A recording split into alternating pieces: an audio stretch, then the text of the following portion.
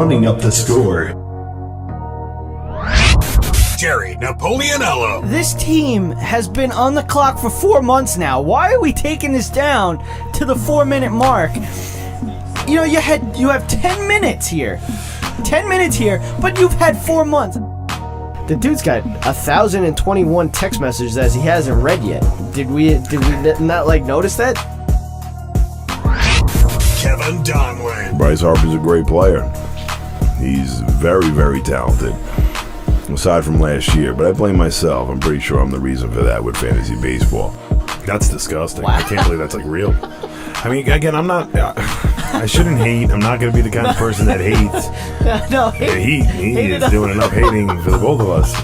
As a Cowboys fan, the expectations are so high, and it's just, you're dug into the ground by the end of the season. You're basically like what the Patriots are, but like you try to do it, but you just don't. No. Yeah. At least the Jets, you know what I mean? They have excuses. This is Running Up the Score, your one-stop spot for all things sports. Now here's your hosts, Jerry Napoleonello and Kevin Donlin. All right. We're back together.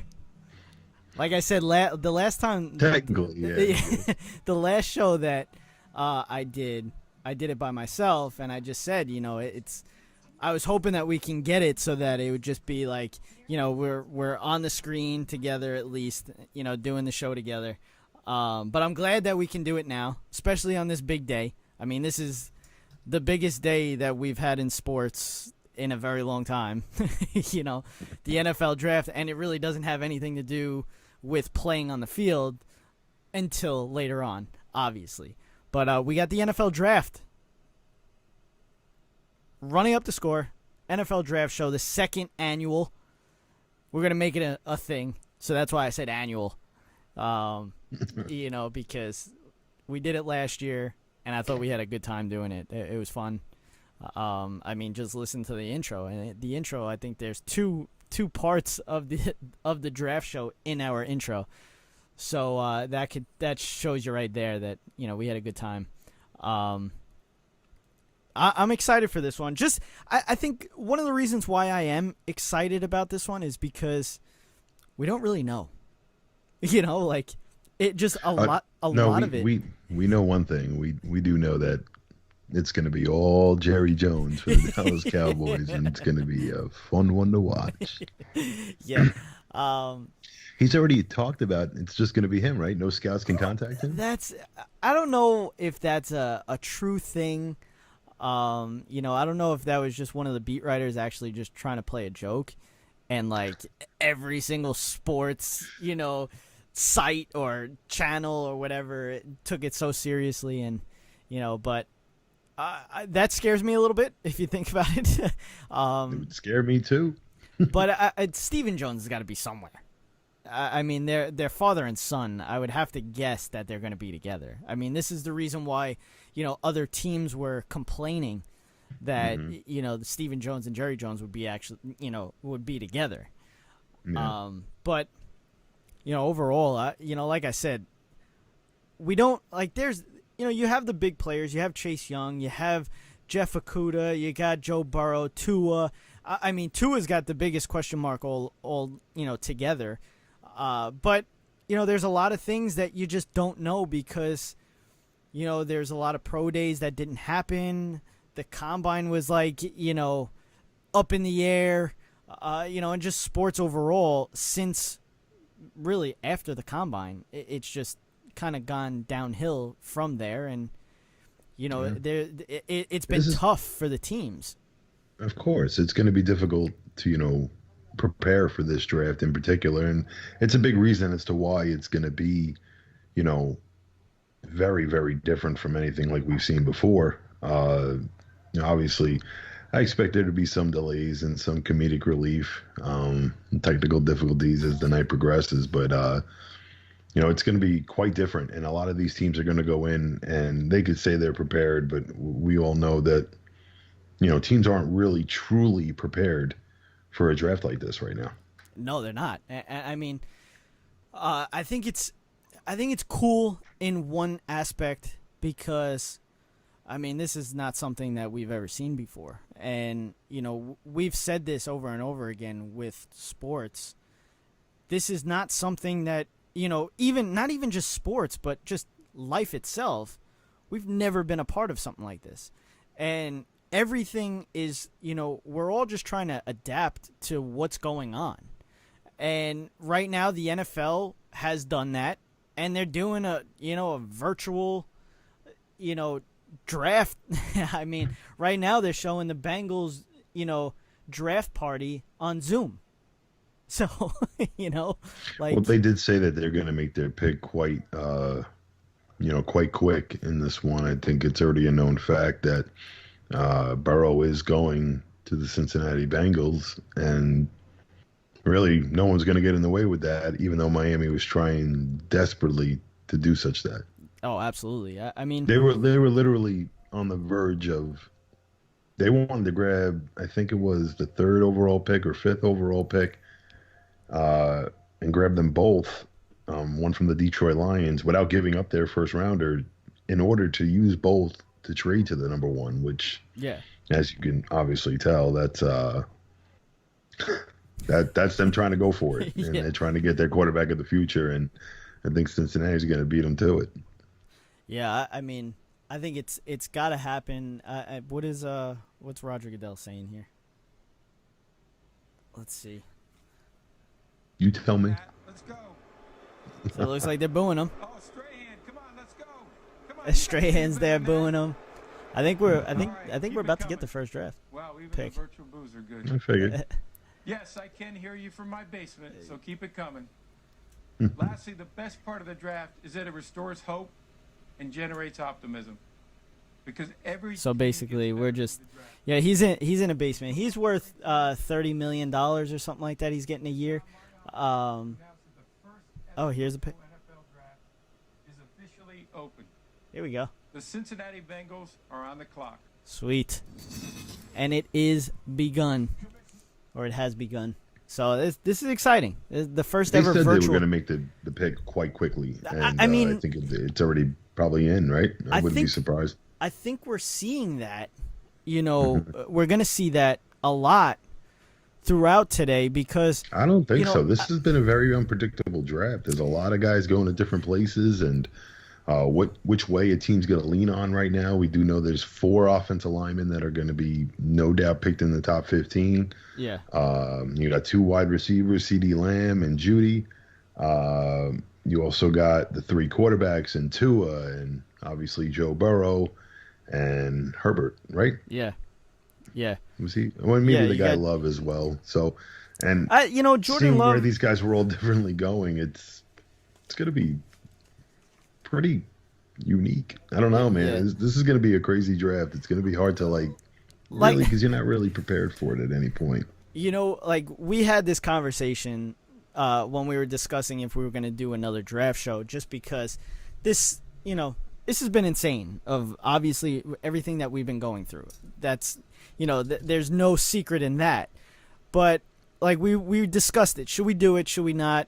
And we were on the fence, mainly because, like we said, we didn't know. They're we're not going to lie. I mean, you even had Ryan Clark on ESPN. He said, I don't know anything.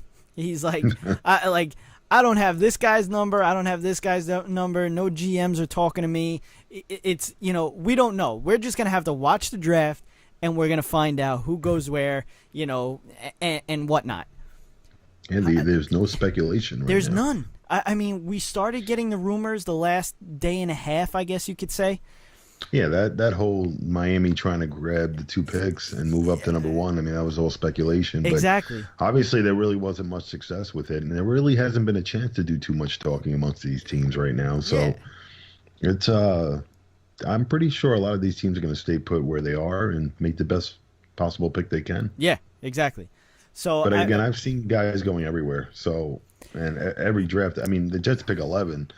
And I think I've seen about 5 different players going there. So, well, it's very unpredictable. I said I felt like I put it on Twitter and I put it on Instagram yesterday. I just felt like Miami kind of holds what's going to happen in this draft in their hands, because they have what I think they have the 5th overall pick. So their talk was to move up to the 3, and the speculation was that they were going to take an offensive tackle, which is understandable because then, they have the 18th and I think the 23rd, or the 18th and the 26th that they got in the Tunsil trade. So what they could do, trade up to 3, get the best offensive tackle in front of the Giants, because we know the Giants are probably looking at an offensive tackle. So I think that's, I feel like there's so many holes on the New York Giants defense that I think like a guy like Simmons that could play a bunch of different positions for gives you an opportunity to try out many different other safeties, many different other linebackers. It really gives you leverage as to where you could put them. And I think Simmons is the best option for the New York Giants. It would be a gem of a pick, and he'd be going exactly where he should be going. He shouldn't be going any earlier or any later than that.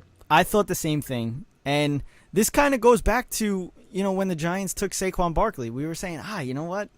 The hole was at quarterback.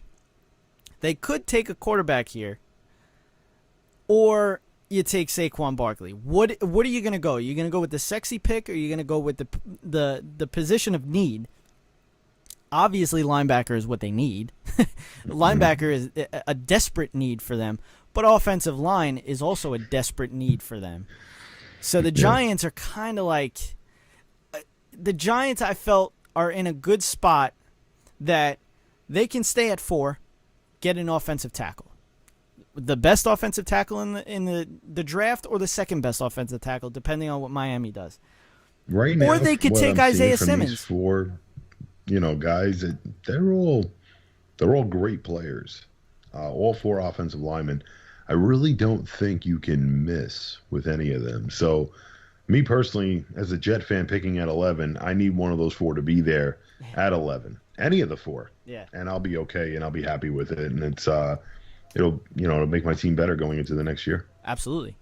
So like I said, I just felt like the Giants are in a good position because they can do that, or they can trade back, stockpile picks, still get a decent offensive tackle, or a defensive player. I mean, they're, like I said, they're in a good spot.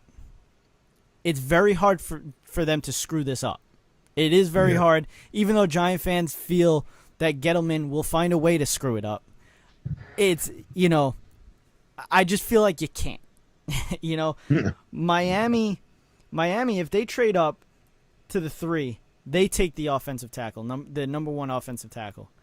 Then they can eventually, if they wanted to, pair up the 18 and the 26th and try to trade back into the top 10 if they wanted to, and take a quarterback. Because, I don't think Tua is going to pass the Chargers. That's one thing. I don't think that's going to happen.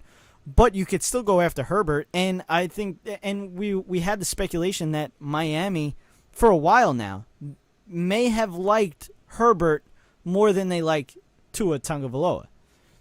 So, yeah, I'm going to tell you right now. Please don't expect me to say his last name throughout the duration of this show. Yeah. I will be calling him Tua because I'm pretty sure anyone that's listening will understand. Yeah, I mean, if you listen to everybody's got a different way of. It's kind of like saying Giannis Antetokounmpo. Like it's just, it's one of those names that, or just saying my name, Napoleonello. I mean, So, I'm interested to see what's gonna happen past the 2 spot.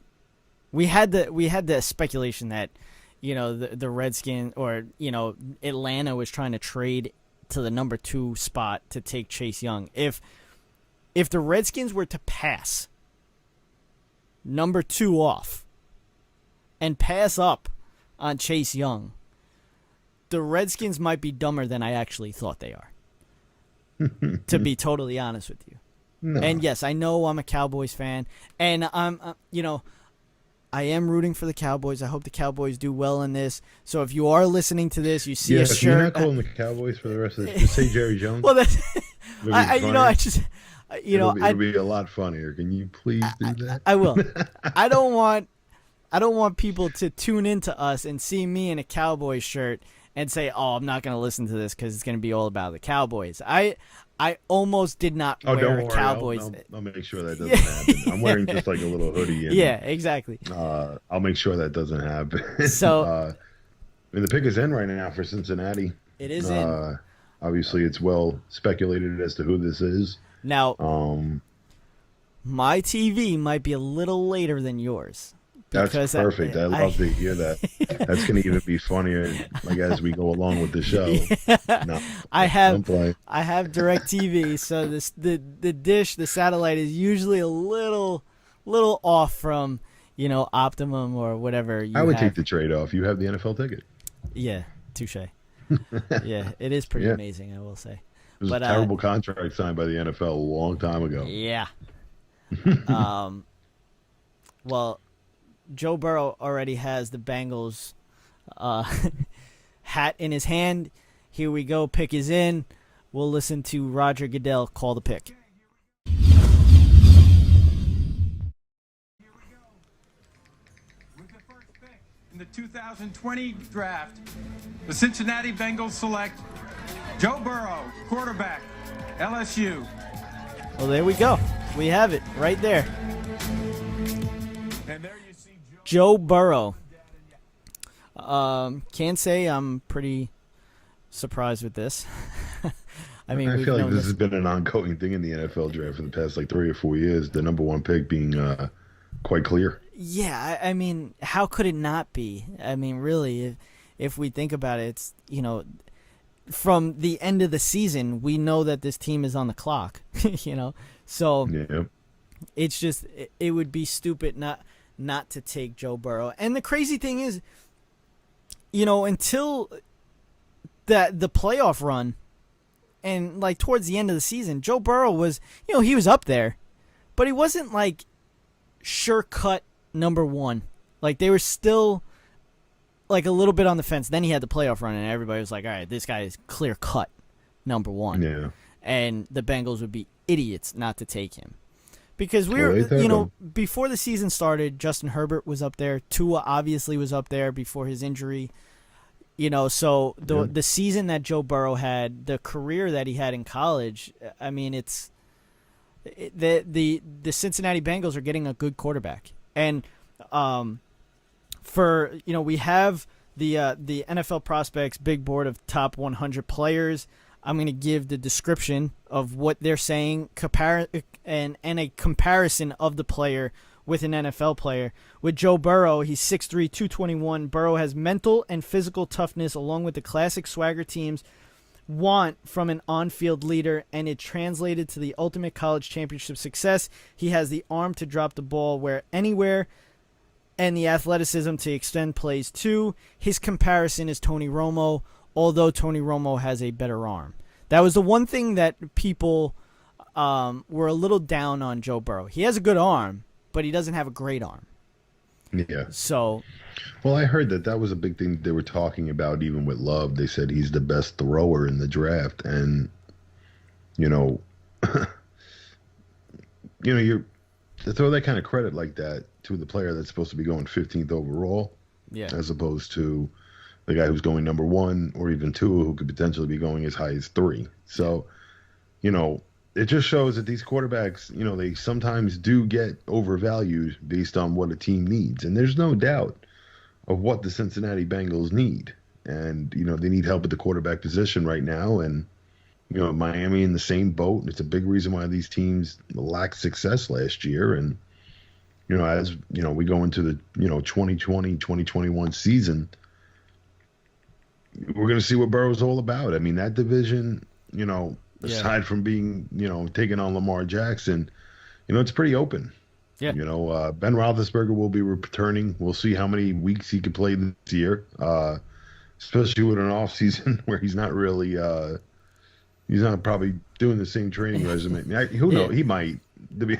He actually might have the same training routine over at home right now. Yeah, and, I mean, That's the one thing when we look at that. There's so much that goes into play with this. It's very hard to really be predictable as to what's going to happen this NFL season based on the situation that we find ourselves in right now. I mean, the scary thing is we don't know if the season's going to start on time. We don't know. Obviously we have the rule changes. There's only 3 preseason games this year. There's 18 weeks.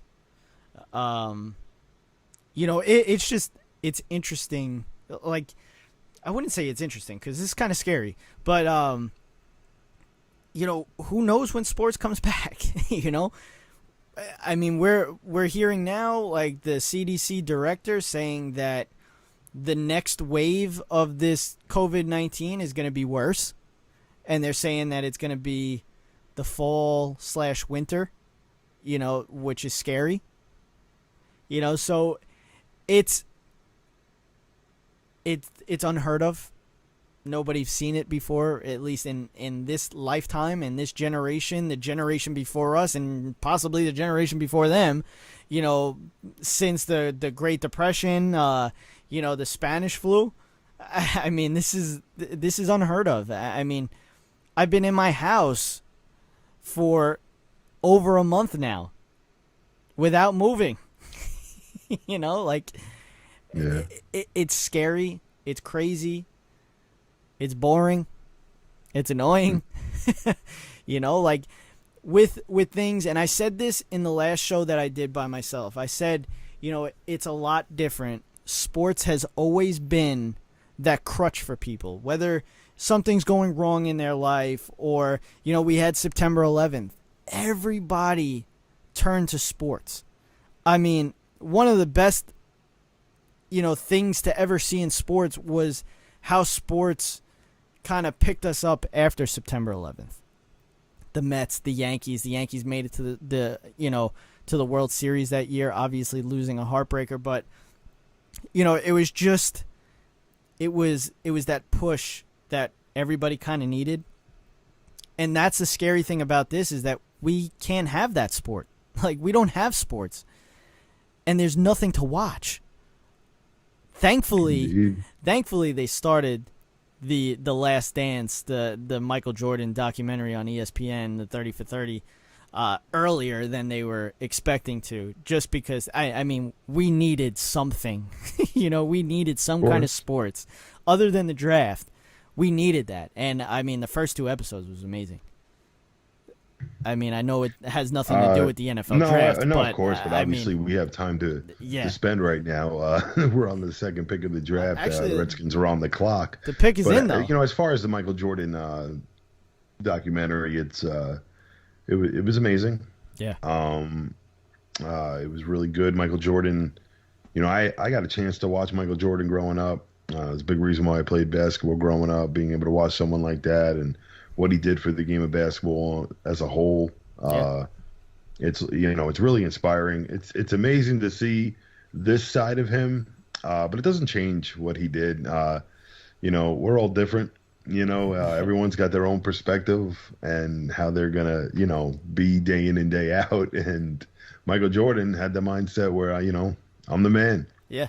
And he kind of was. So I'm not going to argue with you. Yeah, exactly. But it's amusing, and I thought that was basically the documentary had everything. It had comedy. It had just interesting facts. The game clips are just amazing. Oh, I know. And the fact that they had all this behind the scenes footage is just it's really fun to watch, and it's something that honestly a lot of people, even at home, especially big sports fans and big Jordan fans, it's something that the people needed. Yeah, absolutely.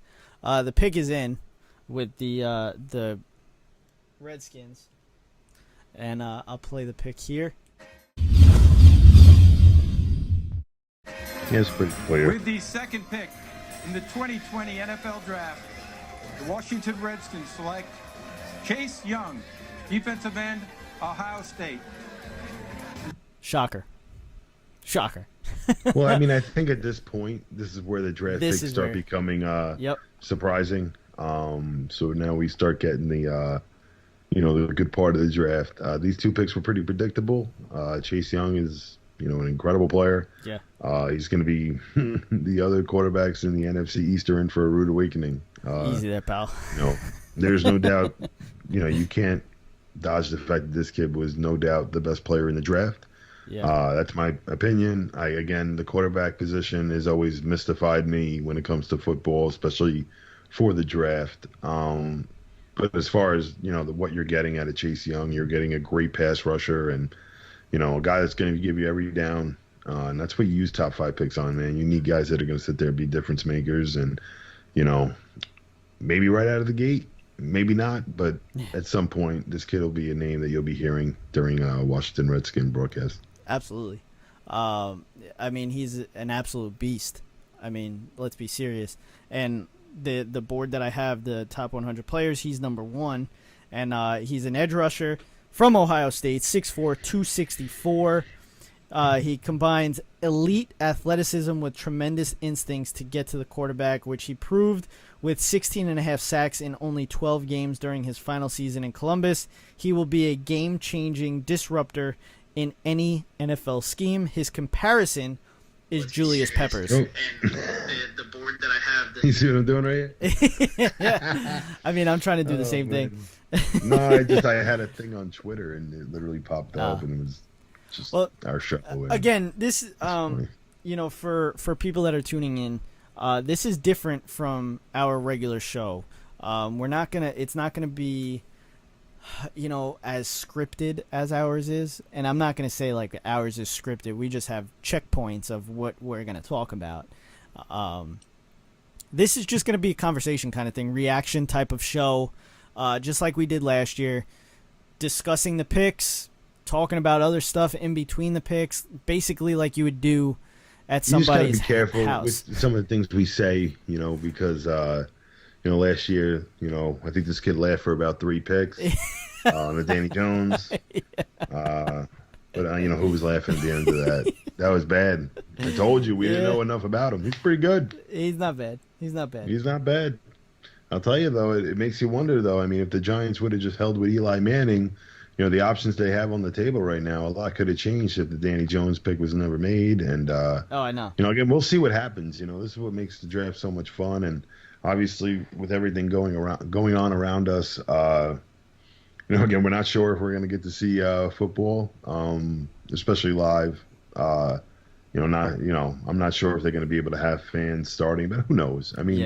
I don't know any of the facts regarding this. I've read what everybody else has read at home, and unfortunately, it's just out of my hands. And we're just got to be patient here and just do the right thing and see what happens. There's really no other way. That's my opinion when it comes to this whole COVID situation. I know it goes right back to it, and people are probably tired of listening to it. But, hopefully we got football in 2020, 2021. And, actually they said the Lions pick is in right now. I don't know if they're going to announce it or not. But I think the NHL is actually considering. They're talking about a 4-arena type thing, setting it up so that clearly clearly no fans. Yeah. But you know what it is? I think the world, it just needs some sports. Just entertainment. Yeah. That's exactly what it comes down to. You just want some sort of entertainment. And, obviously, as an Islander fan, I couldn't wait for the season to continue.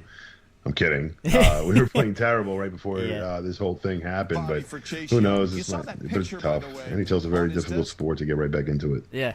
And the pick is in, and Carl H. Robinson died at 74 after a long illness. He was a big part. I guess we'll play it out here. Well, they were definitely, let's lower that for a second. But Matt Patricia and Bob Quinn, there's no doubt there were articles coming out where he was, they were disagreeing on who they were going to pick with this. They had 2 different players. I'll see what they did. In the 2020 NFL Draft, the Detroit It's got to be Lions Jeff Okuda. select Jeff Okuda. Okay, Defensive there it back, is. Ohio State. Mm-hmm. They needed a cornerback. They got their quarterback, the best cornerback in the draft. We expected that if Detroit stayed at the 3 spot. And when it comes down to it, now you look at it, The Giants are staying where they're staying. That's happening now. I mean, at least that's what I think. I mean, I feel like now there's no point. You might as well take the best. I mean, like right now, they can take the best offensive tackle. They can take Isaiah Simmons. It really doesn't matter. You're getting a good player. I think what Detroit got here is a very good talent, and the story of Okudah is just it's incredible. And honestly, what he's playing for is just an absolute amazing story. I actually saw it earlier, and when he got to college, about a weekend, his mother passed away, and every game he's got the mindset that his mother is looking down on him, watching how good he's playing, and she's so proud of him. So yeah, when you got a guy who's playing for that, I mean, you're going to get the top-notch play from this kid every single Sunday. Oh, I think Detroit makes a great pick here. There's no doubt he's the number one corner in the draft, and you'll see real quick why. It's going to be really fun to watch him. Unfortunately, I wish the Jets could have somehow traded up to this pick, grab a guy like this. Yeah. We're struggling at cornerback. But this is a great pick by Detroit. Man, he's quick, he's fast, he's agile, he's got everything. Yeah. I read the whole thing about him, and he was touted number one prospect coming out of high school, safety too. Yeah. And obviously the move to corner hasn't slowed him down one bit. Yeah, like I said, it's the best corner in the draft. If Detroit was going to stay there, as they did, that's the guy. I mean, that's got to be the guy, and it was. And it's a good pick. I mean, they needed it. That was their sole, like that's their top pick. That's their top need, was cornerback. Especially, with Darius Slay, leaving. This is a big move, and their next team need is defensive line, offensive line, running back, and wide receiver. So moving on to the Giants now, because the Giants are on the clock. They still got about 5.5 more minutes. Their top need is offensive tackle. And then their next need is edge rusher. Right there, you have two guys there.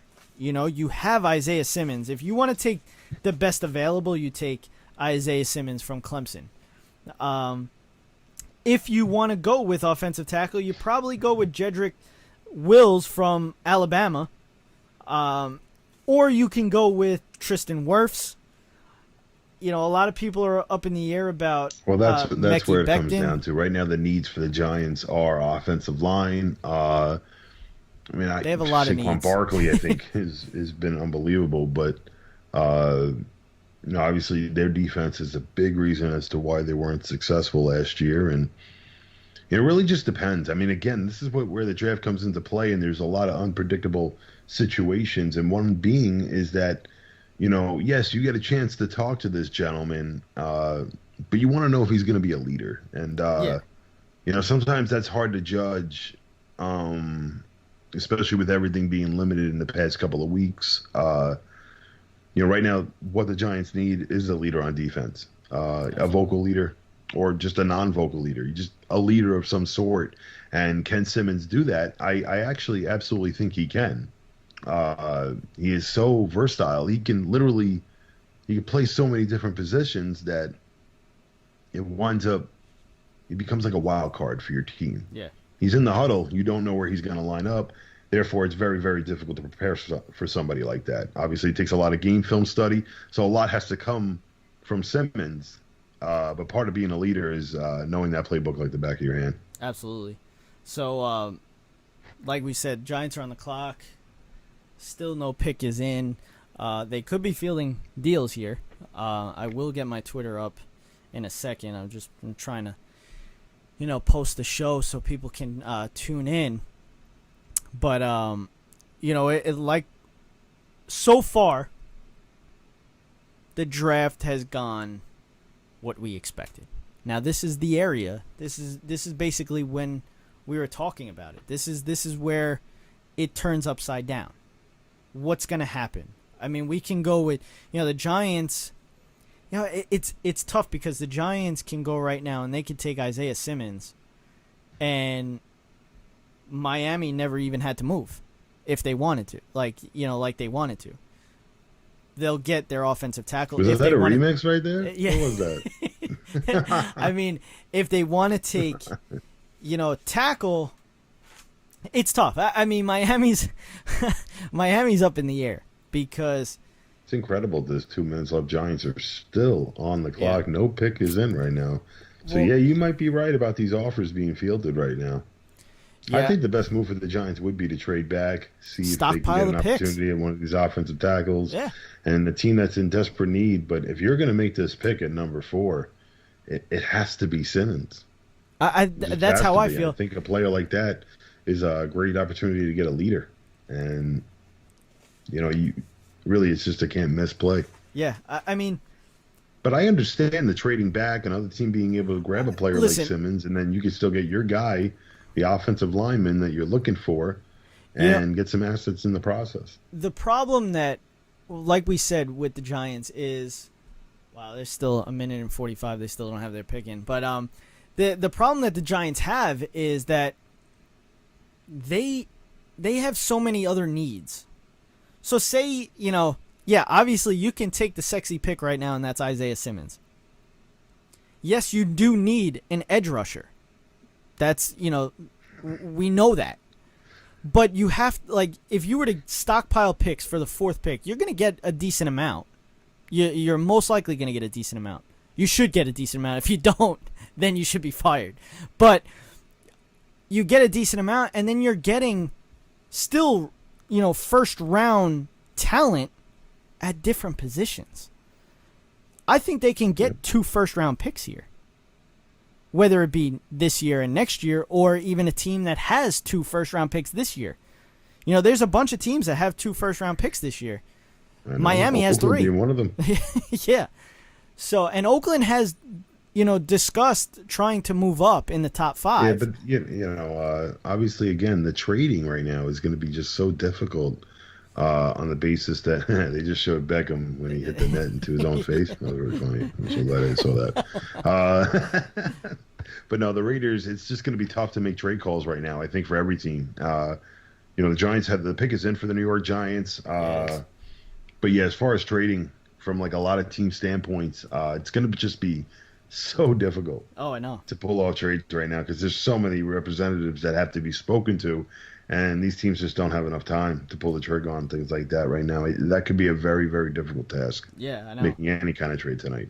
And that's why, like we said, this is the most anticipated draft, but not just because of the players. Obviously, we wanted to see where Tua was going to go.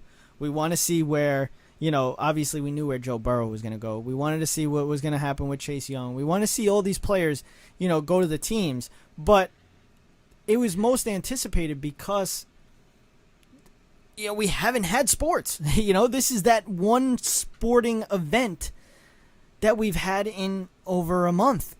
And it's exciting. Can they please stop showing Dave Gettleman? Dude, now I see Gettleman. It's just so hard. David Gettleman has to make calls to just other representatives and including the owner of the New York Giants.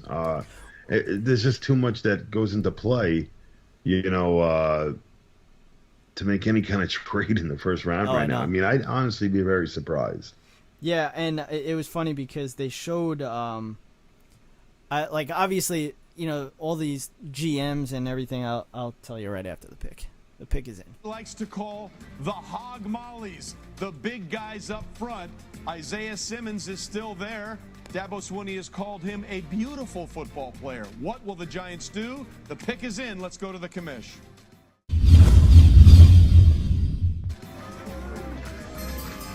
With the 4th pick in the 2020 NFL Draft, the New York Giants select Andrew Thomas. Wow. Tackle, Georgia. See, they needed it. But it's a interesting. can't-miss prospect right there. It's interesting that it wasn't somewhat of a surprise that it's this offensive exactly lineman, that, and that's where I was going to Andrew get. Thomas. This was kind of interesting because you still had Jedrek Wills still out there, and he's probably the best in the draft. His comparison was Jason Peters. Obviously, we know what Jason Peters has turned into, the career that he's had. So Andrew Thomas, on our board, we have him 12. Well, Andrew Thomas on my board was the best offensive lineman in the draft. Okay. I liked him a lot. I wanted the Jets to get him. Obviously, this is a great pick by the New York Giants. People knew he was getting drafted in the first round in the beginning of the season, and you're going to watch plenty of clips right now to anyone who's watching at home, and he's just one big force out there, and he's a big reason why Georgia was very, very good for a long time. Yeah. Georgia's been very good for a couple of years now, and when you have a tackle like that is just straight dominating at contact, I don't see a difference happening in the NFL, and he's a very knowledgeable player. Georgia University is obviously state of the art. It's a great pick by the New York Giants. Simmons didn't need to be drafted here. I felt like the New York Giants' reasons for losing were the More defensive side, yeah. But you want to protect your young quarterback. You want to get your offense moving. You want to get the confidence level of Daniel Jones up there, and the way you do it is you get this man guys to block in front. So, I love the pick by the Giants. I don't think it's a bad pick whatsoever. I think they're just, only time will tell. But Andrew Thomas, that's crazy. I actually wanted him badly. It's a great pick by Gettleman. Why is he putting on a mask when he's solo in his house? I don't care. You know what? I'm not gonna ask. It's irrelevant to me. But again, people want to be safe anyway. I absolutely understand. Imagine I was wearing a mask during the show right now. Wow. That was interesting. But like I said, That's really funny. On the board that we have in front of us, you said you have Andrew Thomas number 1. On our board that we have Jedrek Wills, Tristan Wirfs, and then Andrew Thomas. Actually, even after Becton. So Becton, I think, is looked at because of his size. He's 6'7", 364. When you look at Andrew Thomas, he's still a big dude. He's 6'5", 315. His comparison's Russell Okung. He matches his great size with good hands and footwork. He was an anchor of the Bulldogs' run blocking, helping to open some holes for the best backs in the nation. He also moved well enough to win with athleticism. So right there, you can tell why the Giants took him, because the main reason is to block for Saquon Barkley. We obviously know what kind of, talent Saquon Barkley is. We know that. And you look at teams that have great running backs and great offensive linemen, you can see what those running backs can do, i.e. the Dallas Cowboys. But, I'm not you knew I had to go there. But here it is. I mean, this is where I said that the draft can be flipped upside down. Of course. And I mean, Miami's still on the clock, 3 minutes left. This is going to be interesting, because do they go quarterback? Do they go, because on our board, like I said, Jedrek Wills is the number 1 offensive tackle. And the speculation was that the Miami Dolphins were going to move up to the 3 spot so that they could get in front of the Giants to take an offensive tackle. Mm-hmm. I wonder if Miami, when the pick isn't in, they're showing the GM for Miami right now, and he's just chilling. Yeah, he's not doing anything. You want to give us the pick? I mean, no, the pick is in. Okay, they just announced it. I guess that's the technology right there. That's the delayed action right there. But obviously the pick is in for the Miami Dolphins. Simmons is a great pick, but I don't think this is the good fit right now. I think Tua is no doubt going to head over to Miami, and great. So you think it's going to be Tua? Fan. I don't really want to deal with that, but Do you know it's going to be Tua, or do you think it's going to be Tua? I would think it would be Tua. I mean, who's Miami have under center right now? I mean, I'm you have Fitzpatrick. I'm not that ahead of you, brother. No, I didn't know. So, obviously it's Fitzpatrick, the anti-tanker. But yeah, I mean, they all right, the pick is in. I have it before anybody else does. Yeah, right. I do. And the pick is in, and it's Tua Tagovailoa. I can't believe you said his name again. Yeah. So, we'll listen to Roger Goodell when it finally comes up. But the pick is Tua at 5 for the Miami Dolphins. And I will... Just a need. It's a need they had. They needed to. And, you know... It makes you wonder if you think the quarterback frenzy will continue with, obviously, the Chargers and Carolina going back-to-back right now. These teams both need quarterbacks. And, I mean, from a Jet standpoint, you're hoping all these quarterbacks get off the board. You're not there's no desire for any of them. And, you know, you want someone on that offensive line. I really just want any of those four. And one is gone. But I would take any of the other three. You know, Becton failed a drug test, and I feel like that's going to make him drop. But the guy is an absolute monster. He's just so big and so talented that it's irrelevant. Oh, there you go. Announce the pick. Here we go.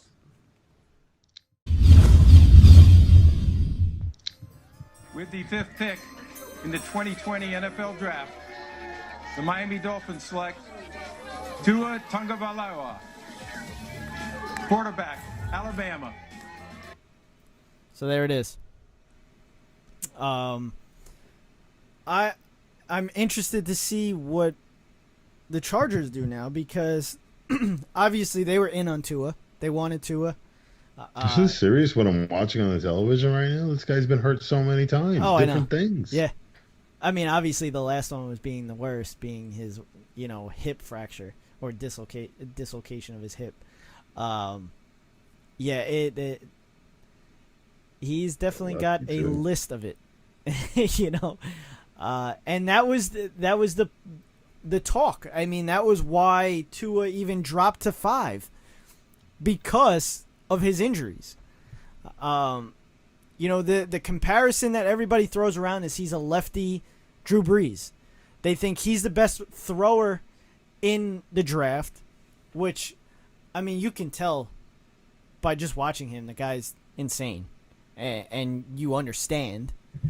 But the concern is obviously the injuries. Is he going to keep getting injured? And that's the problem.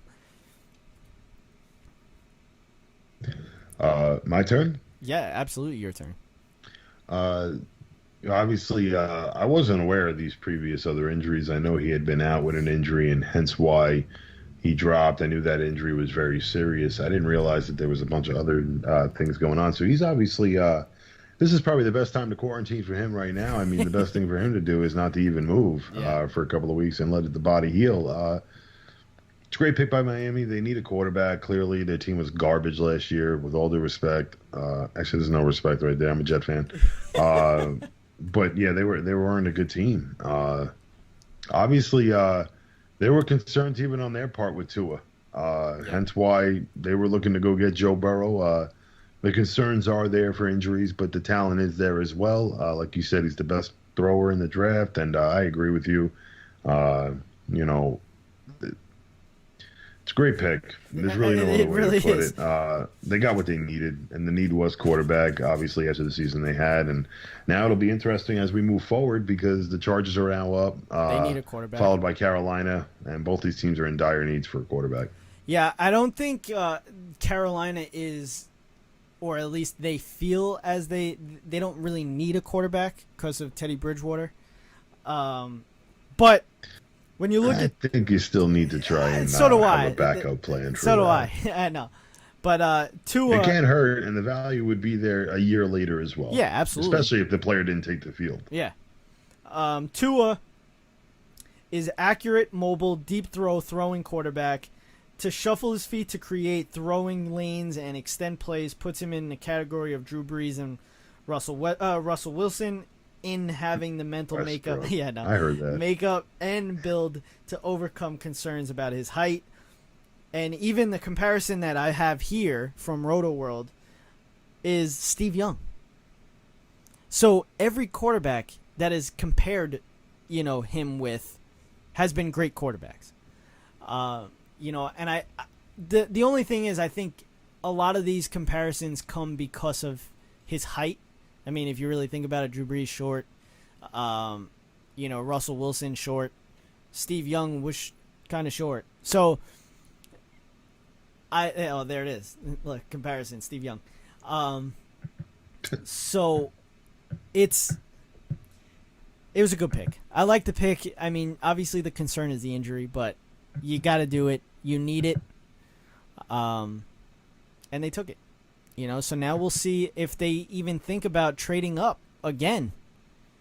Like the talk was them trading up to 3. They obviously didn't do that. But now they can stockpile, they can stack the 18 and 26, like I said, stack that, and now they can move up and try to take, especially that, the Giants took Andrew Thomas. So now you still have 3 other offensive linemen there to be taken. Mm-hmm. So I can see them trying to trade back into the top 10, taking one of these offensive tackles.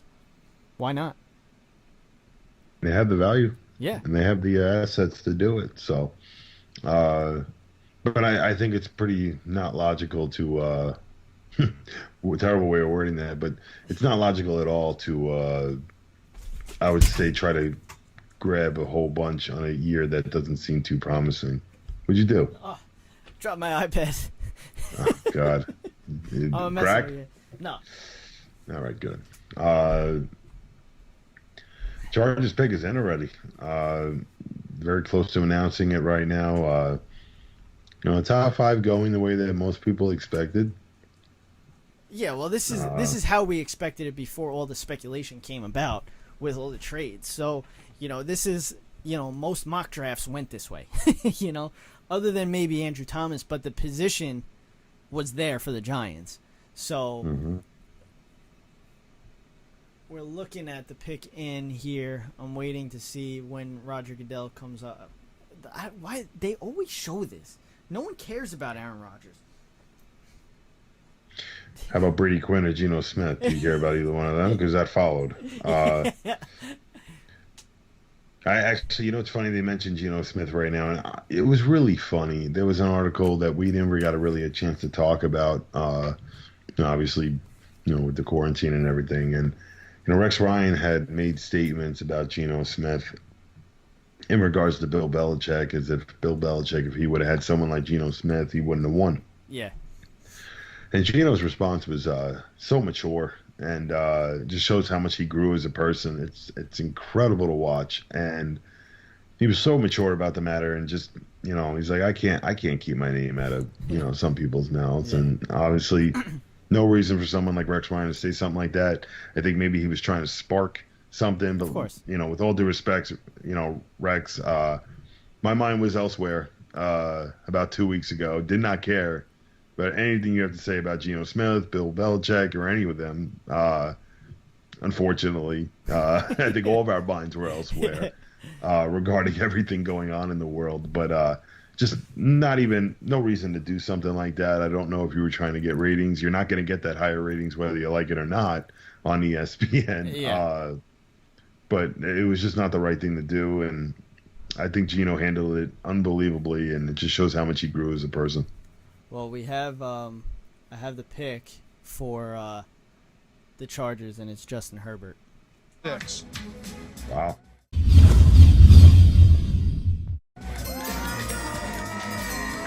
With the 6th pick in the 2020 NFL Draft, the Los Angeles Chargers select Justin Herbert, quarterback, Oregon. So, back-to-back quarterbacks. So now we have 3 quarterbacks off the board in the top 6. So I was waiting for this pick for a while. I hope Herbert's ready to play in front of no fans. But you can't even make that joke anymore. No, you can't. Everyone's going to play in front of no fans at this point. So they were ahead of their time. I saw something really funny when this whole thing first started. Obviously, this whole thing isn't funny in any regard, but yeah. When they showed like a fake tweet coming from Phillip Rivers when they were talking about the NFL playing in front of no fans and or the NBA players playing in front of no fans, and people were at an uproar in the very beginning when some people didn't believe what was going on. But it was one of Phillip Rivers basically saying, "Oh, you guys think playing in front of I'm so used to it at this point that it wouldn't even make a difference." Exactly. It was really funny. It was a little comic relief in the situation that we were in. So, but Herbert here, this is, the Chargers taking care of a need. Yeah. A big hole. Obviously, Phillip Rivers has been in that spot for a very long time, and they have a good surrounding cast. A lot of good players, a great O-line. Herbert comes into a great situation early on, and hopefully he gets some success, or right off the bat. Yeah, I mean, obviously losing Phillip Rivers this year, the Chargers needed a quarterback. It's obvious. And they went for it. And Justin Herbert, obviously no Tua there, no Joe Burrow. He's the best available. That's the best available quarterback. And Justin Herbert's still a good quarterback. So it's not like, you're reaching here. You're not reaching. So, I mean, I just, they had to take it. That's what they needed. When we talk about Justin Herbert, I have to go a couple of pages. Hold on. Here we go. 22nd. He's 6'6", 236. Big boy. His comparison is a better Josh Allen. Obviously, we've seen it with Josh Allen, can do. Obviously, you see him twice a year. Herbert's efficient and mentally tough with underrated athleticism, which manifested itself down the stretch of his final season with the Ducks. He needs a little help with his decision-making, but at the Senior Bowl, he proved how receptive he is to coaching. So, I mean, that's a good sign for the Chargers. Why not?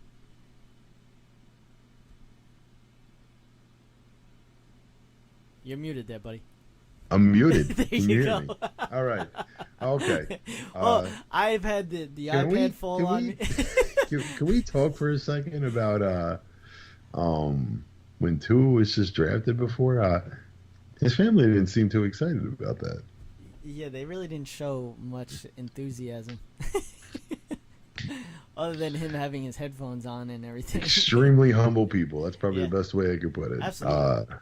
I'll tell you though, man, if my brother or any close family member of mine is going to the NFL, unfortunately, obviously, there's no reason to be too excited with everything that's going on. Everyone's not happy to be at home, but it's an amazing situation for the kid. It's incredible. Obviously Herbert's family. I just noticed because I saw Herbert's family's response, and they were very excited. Obviously, his mother, you could tell she was ecstatic. It's an amazing time.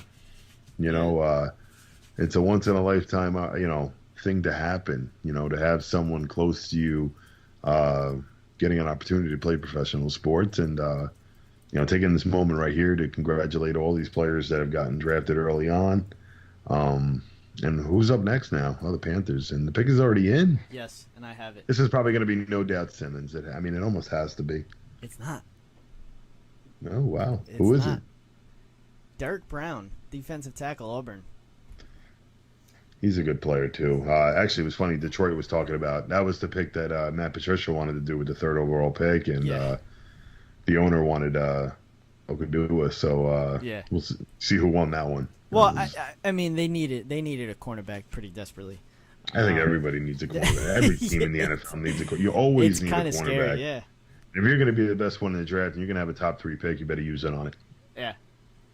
Honestly, Darrell Reeves is one of the best cornerbacks to ever live, and 5 of the teams passed on him, and I guarantee you all 5 of them absolutely remember that. Yeah, absolutely. So now we have with the top here, obviously Chase Young was taken. Isaiah Simmons is still on there. So now we're at the 8 spot? Yes. So does Isaiah Simmons make it out of the top 10? And if he does, where does he go past 10? I mean, if we look honestly, at it, the only thing I see out of this right now is the base that, unless the next 3 picks are all offensive linemen, the New York Jets are going to get a guy that I'm banking on, to be honest. I really hope they get it. Yeah. Who knows? They'll pick a wide receiver. So we have Arizona, who's at 8. So they need an offensive lineman. That's their number one need. Obviously, because Kyler Murray ran for his life in his first season with Arizona. We have Jacksonville right after that. And they need a cornerback. So I can see... they'll get a decent cornerback if they go for him. So then you got the Cleveland Browns, offensive tackle. Jets after that. So the Jets definitely going to have the top wide receivers that are out there. Absolutely. On the board. So, the Jets are going to come out with a good player here. Absolutely. So, but does Isaiah Simmons make it to one of these teams? Is it going, does he really get past 11 with the Jets? Or do the Jets take him? Do the Jets go wide receiver? Do they go, if Isaiah Simmons is there, do the Jets take him? Well, if you're trading Jamal Adams, absolutely. I mean, I don't know how else to put it. I mean, it's a great pick for the New York Jets if they're going to try and trade Jamal Adams and get assets in return for that. Because you're trying to build a team, but Adams is a young player. I don't understand why we would make a trade like that. I think the New York Jets, realistically, they need some help from Sam Darnold, and I think it's either on the protection side or the wide receiver. And unfortunately, you got to go offensive lineman here. I mean, you easily could have kept Robbie Anderson, who had shown interest in returning, but the wide receiver, and someone else I was looking at was Marcus Lee. I wanted someone like that as well. So it's unfortunate that Patriots, of course, snag him. But all right, who do we got up next? 7th overall. Let's find out from Commissioner Roger Goodell. Let's go. Let's go, guys. Come on, Panther fans. With the 7th pick in the 2020 NFL Draft, the Carolina Panthers select Derrick Brown, defensive tackle, Auburn. Well, there you see Derrick Brown. His teammates called him Baby Barack. One of his teammates, Marlon Davidson, referred to him as... Who? Drew Rosen? Yeah. Oh, wow. It's funny. I wonder if he just starts traveling around.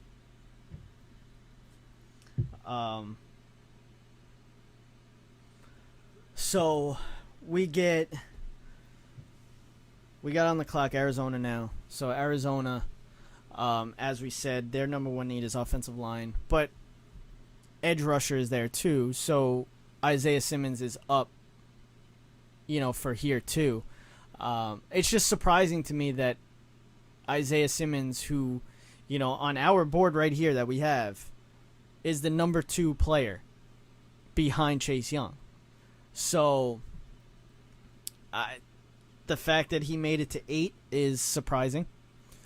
And does he go here? That's the question. But there's a few things. That I. You know what it is? There's just so many teams with good safeties that it's very hard in that position to get drafted relatively early. Derrick Brown's size is going to draft him over, Simmons any day of the week, just based on you're not going to find a lot of guys with this kind of size and this kind of speed. Derrick Brown's a great talent. I think it's a great pick. Well, covers a need. D tackle is always a need that every team has. So you want to stop the run? This is his comparison here for Derrick Brown. Derrick Brown, defensive tackle, Auburn, 6'5", 326. His comparison is Chris Jenkins. He's a quick disruptor who makes a lot of plays in the backfield. He's looking to obliterate blockers on every snap with the relentless motor to take over games. Now, Isaiah Simmons here is linebacker, Clemson, 6'3", 238. Comparison is Mega Derwin James. So you can tell how athletic he is if he's compared to a safety, being at the linebacker position. He seemed to be all over the field at times in college with great speed and range. He gets everywhere in a hurry, from rushing the passer to moving literally to get in ideal coverage positions. He posted 104 tackles, 7 sacks, 16.5 tackles for loss, and 3 interceptions in 15 games during his final college season. So the fact that he is still up there is crazy to me. Absolutely. So I'm waiting to see. I'm seeing if anybody has posted about this pick yet. Because I could see. It's just that it would be interesting if Isaiah Simmons goes here. But, like I said, when it comes to, obviously, just talking before this pick comes up, just as we were saying before, just we have no idea if football is going to be played. If we're even going to have a season. If we do have a season, is it going to be changed? In some manner. Who knows if this thing even comes back, or when we're gonna come out of this. But the way I look at it now is it's just stupid to speculate. It's stupid to make up stuff and guess, because we have no idea. And the pick is in here. Let's see what the Cardinals have taken. Let's check it out. All right, let's go. With the 8th pick in the 2020 NFL Draft, the Arizona Cardinals select Isaiah Simmons. Isaiah Simmons, there it is. Linebacker, Clemson. So there you go. Well, it is hard to. Now you have, so that kind of leaves you, with the Jets at a decent pick when it comes to offensive linemen. Absolutely. I mean, you should be looking at, Alabama's offensive tackle, Jedrek Wills. You could be looking at Tristan Wirfs. You're looking at Becton as well. So I think either way, the Jets kind of are in a good position now because of the way that this whole thing has transpired, especially with Isaiah Simmons here. So if I'm a Jets fan, I'm pretty happy the way that this draft is going so far, basically. Mm-hmm. So, what do you like? Who do you really think that they go for here? Depending on, I know we're talking about the Jets enough, but when you look at it, you have Jacksonville up now on the clock. Their main need is cornerback. So even if Cleveland takes an offensive tackle, which their main need is offensive tackle, who do the Jets go for? Do they go for a top, whoever the top remaining offensive lineman is? Do they go for, which they would get the top wide receiver? What do you do there? Because Sam Darnold does need weapons. Desperately. Of course. Desperately. No, absolutely. But again, if you get the protection from him, people forget that the New York Jets have wide receivers. Yeah. There's no doubt about it. I mean, people forget about Enunwa, obviously, because he hasn't played more than a week in like 4 years. You obviously got Jamison Crowder, who's probably one of the best possession receivers out there. And then you also have Le'Veon Bell, who is, there's no arguing that, he can make catches out of the backfield. So there are targets for Sam Darnold, obviously the tight end as well. You got to get him protected. And obviously the New York Jets have gone out and, grabbed George Fant and other players as well. Yeah. Their main concern, they started about 7 or 8 different games of different combinations of offensive linemen last year. It was a big issue for them. And obviously Sam Darnold had one of the worst games I've ever seen in my entire life against the Patriots in a game where they could not protect him at all. Yeah. So unfortunately, you got to get the protection up front and, get the best possible offensive lineman you could possibly imagine. Yeah, that's literally what it comes down to. You need the best O lineman.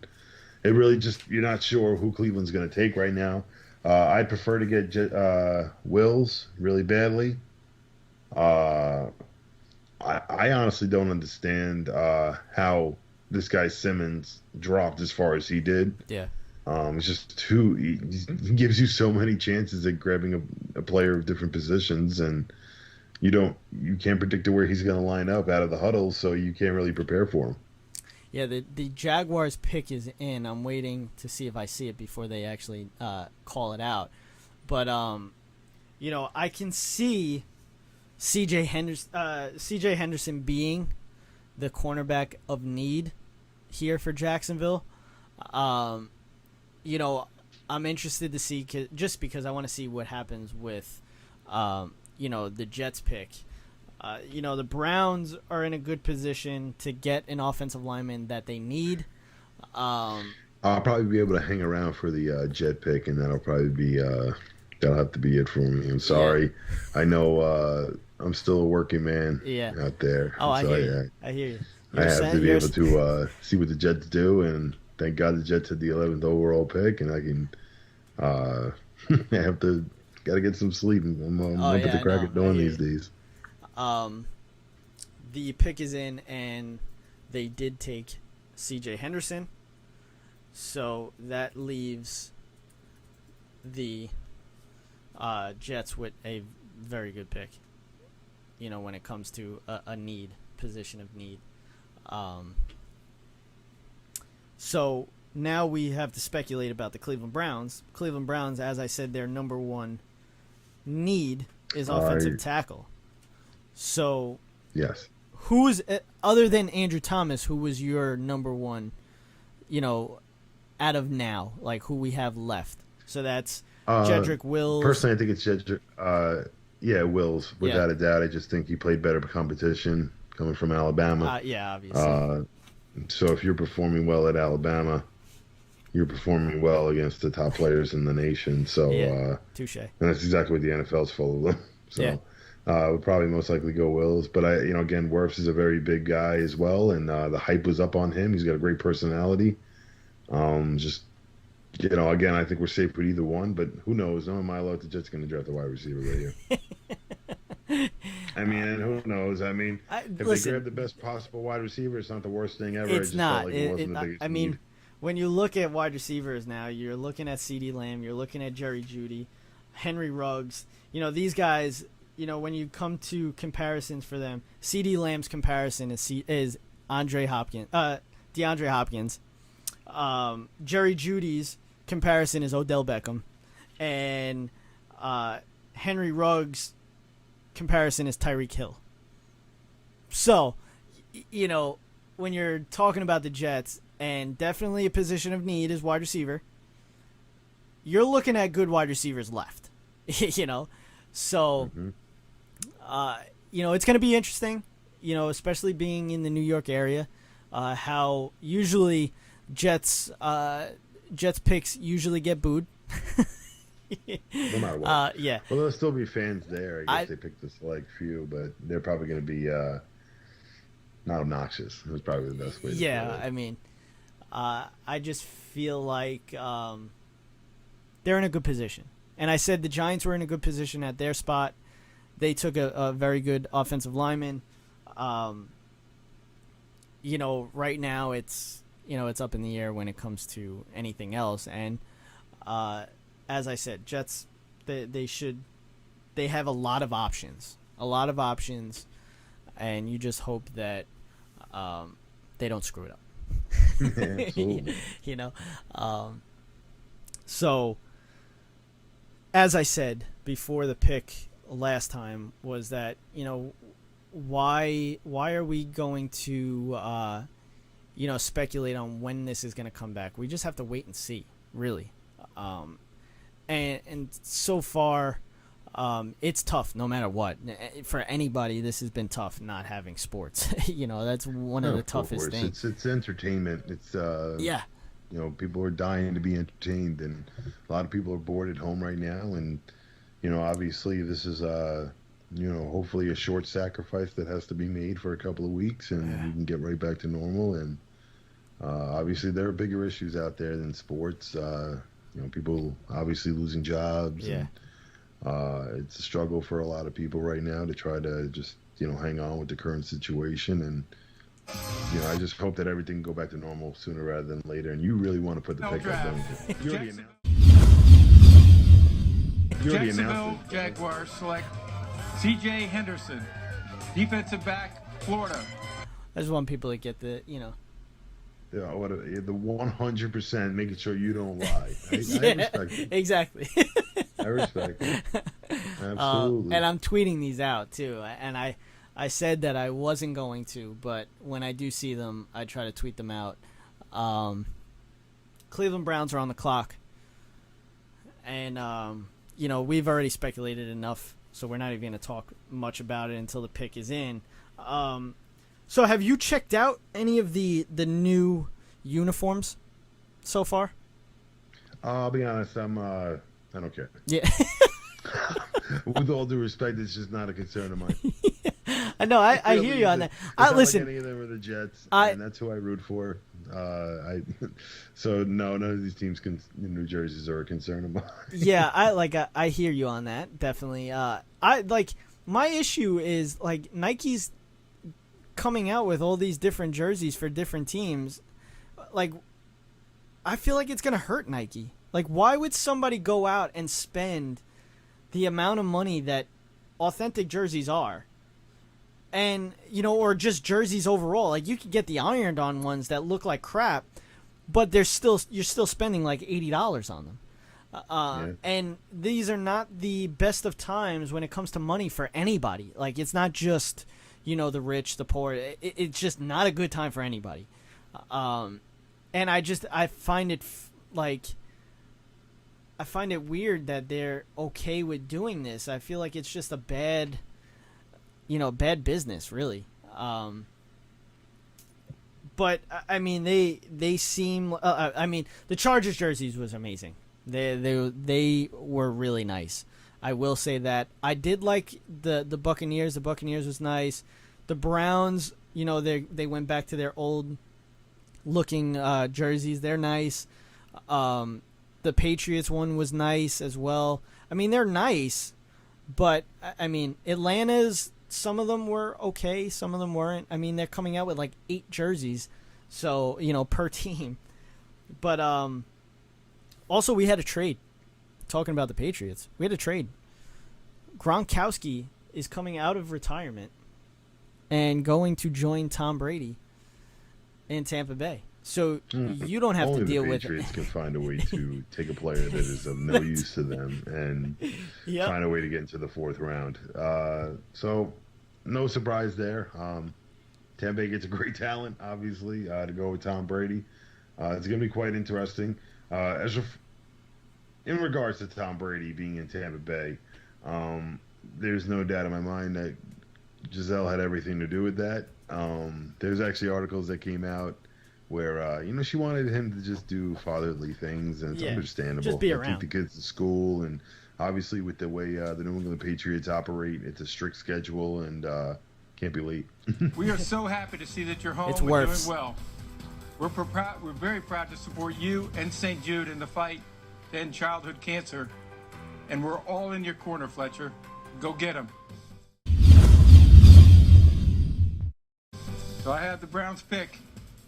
With the 10th pick in the 2020 NFL Draft, the Cleveland Browns select Jedrek Wills, tackle, that's not good. Oh, wow. Alabama. I hope you like it, Fletcher. I wonder if, because there's a lot of people that said Wirfs went, and now everybody's saying, oh, no. Obviously. Wow. That's interesting. So now the Jets are on the clock.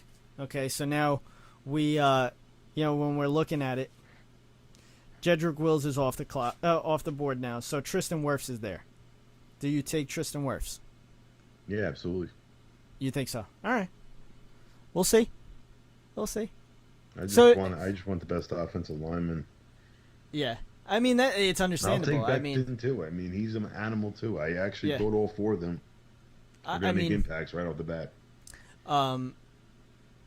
it's definitely. I mean, the Browns could have gone for another wide receiver, but I think it's not as big of a need. Obviously, you have Jarvis Landry, you have Odell Beckham, but they did need a number 3, a slot wide receiver. But it's not something that you take in the first, in the first round. Absolutely. Especially when you not. have a need like you have when it comes to offensive line.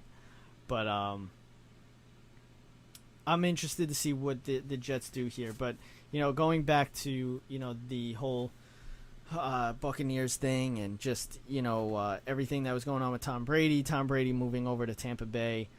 The question, obviously, talking about the Browns, and then, it's easy now talking about the Buccaneers. I saw a question that I kind of wanted to bring up, and I wanted to see what you thought when it comes to more of a hype around a team. Was it the 2019 Cleveland Browns, or was it the 2020, coming up Tampa Bay Buccaneers? I have no idea. I want the New York Jets to take Wirf. That's I'm dead staring at my television hoping that happens. I mean, I could tell you. Yeah, you can tell me. I don't have it yet, but I can tell you. But that, I was already wrong on the last pick. So. Why, they said Wirf? A lot of people. Yeah, I saw like 4 people come up on my timeline that I get all my picks from, and they all said Wirfs. So, Good. I don't know if that's. I mean, a lot of the times. Now, kind of a secret in here is most of the times when picks are tipped, especially with Nike now, the biggest thing was that they wanted the names printed on the jerseys so that the jersey will go out with the player, they can hold it up, and it says their name on the back. So what was happening was people were standing by the press, and they would see who's on the jersey because they obviously needed to know so that they could put the name on the jersey.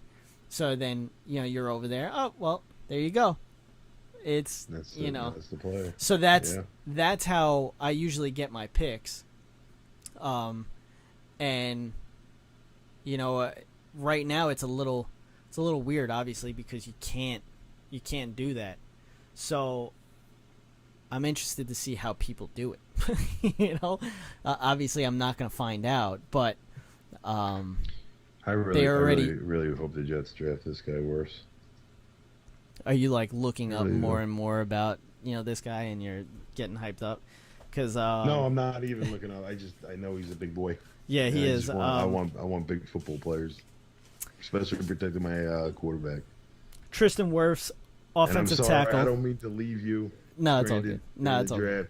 Sorry. I don't know if I'm gonna get up for work in the morning. I don't know if I'm gonna make it to the Cowboys pick. I would love to make it to the Cowboys pick, but I don't think I'm gonna be able to make it to the Cowboys pick. It gets to a point where, I don't want to be boring to people. No, of course, no. Like it's just for us, it's just kind of easy because, we could just talk about random things and it's just kind of banter back and forth, and it sounds better than me just kind of going on and on and on. So I might, I'd like to see a trade happen. That would be nice. It seems like the New York Jets are. It seems like their pick was taken because they are really going down to the wire with their pick. I mean, they got a minute 30. So Tristan Wirfs, offensive tackle, Iowa. Iowa. Look, our GM's Wi-Fi cut out. No doubt. He's 6'5", 320. I think the Jets are fielding calls. Don't think that they're trading it, but the Falcons were trying to move up very, very bad.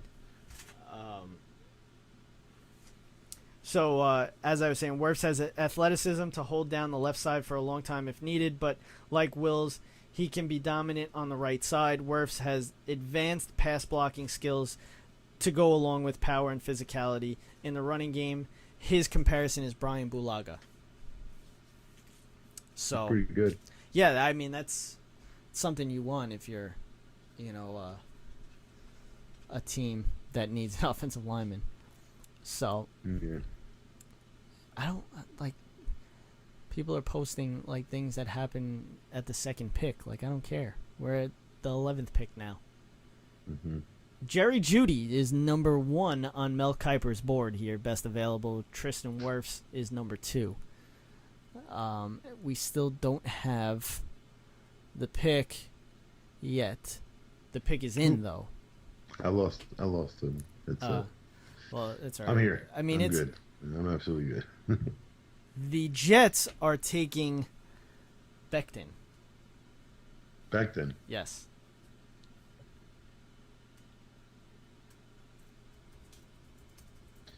I like Becton. He's an absolute powerhouse. The one thing I'm worried about is that he did fail a drug test.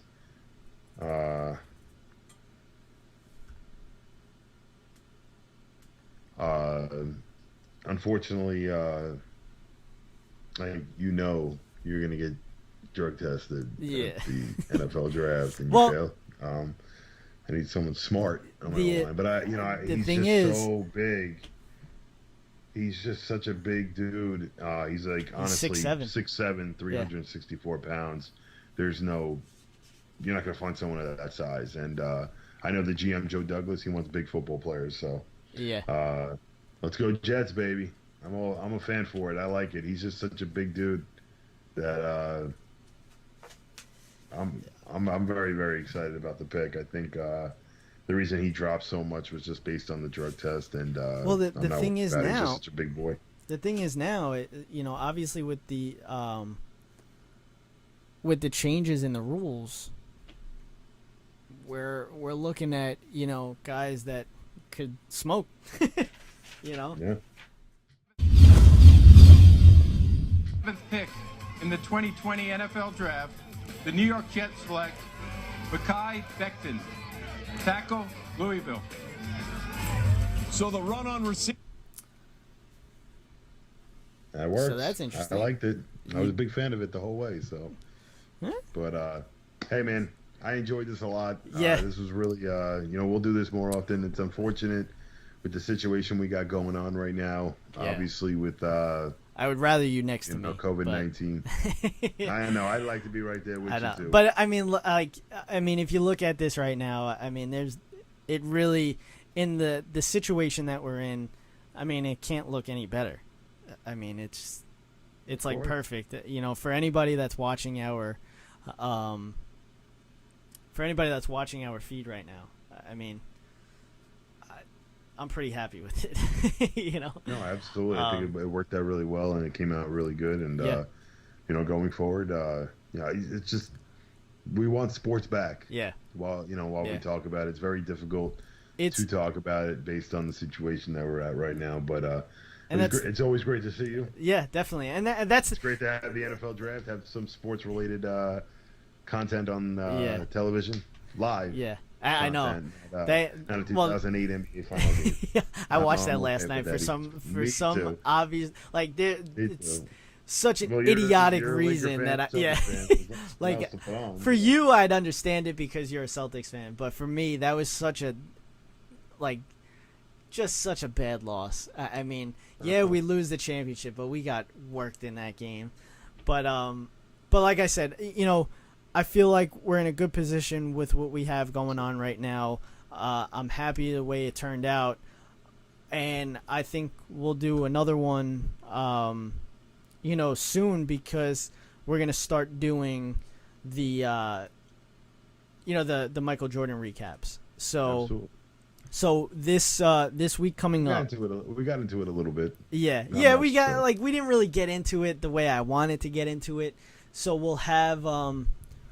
I would like to get more into it because it Yeah. was an amazing. I Amazing took down. documentary. I have notes and everything for it. So we'll talk about that sometime next week. I hope to get it kind of right away after Sunday. So maybe a Monday or a Tuesday. Hopefully, if that works out for both of us. My schedule is I really got to kind of look at. Oh yeah, it's wide open. So yeah, we'll figure it out sometime, all right? So Sunday, Sunday is the 2 episodes. So we'll do a recap of the first 4 episodes. Monday or Tuesday, we'll let you guys know. Hopefully we can get another show. We're gonna start doing, like I was saying to you before we got on the air. I know you want to get out of here, but we're gonna we're gonna do previews of all the divisions for NFL and MLB.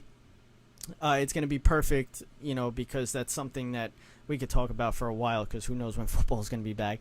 And now we have the draft, so we'll talk about all the draft picks and the recap of that. So I'll let you get out of here, get some sleep. And I'll let you know what the deal is. Sounds good. All right, dude. All right, guys. All right. Great Later. to see everybody. See you soon.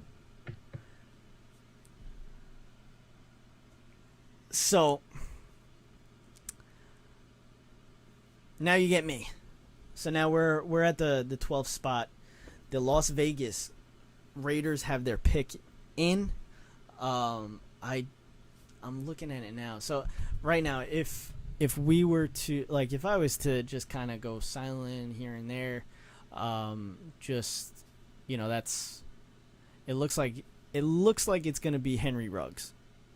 And I have a feeling it is.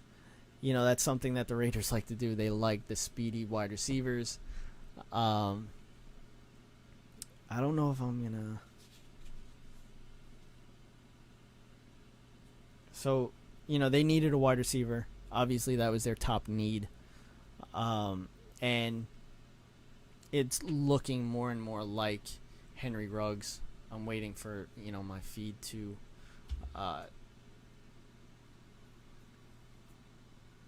hurry up, basically. And they are taking Henry Ruggs. And I'll play Roger Goodell. There are many first-evers that are part of this draft, including the first-ever official draft selection by the Las Vegas Raiders. And I've got it right here. So with the 12th pick of the 2020 NFL Draft, the Las Vegas Raiders select Henry Ruggs, wide receiver, Alabama. Congratulations. So the Las Vegas Raiders take their first pick in franchise history, at least of Las Vegas. So now we have the San Francisco 49ers. They got this pick in the DeForest Buckner deal with Indianapolis. Their number one need is wide receiver as well. So now this is where we might go on a little roll with wide receivers, because you have Tampa Bay that's probably going to take Wirfs, and then you have Denver that's probably going to take a wide receiver. So now after that, Atlanta is looking for, a defensive back.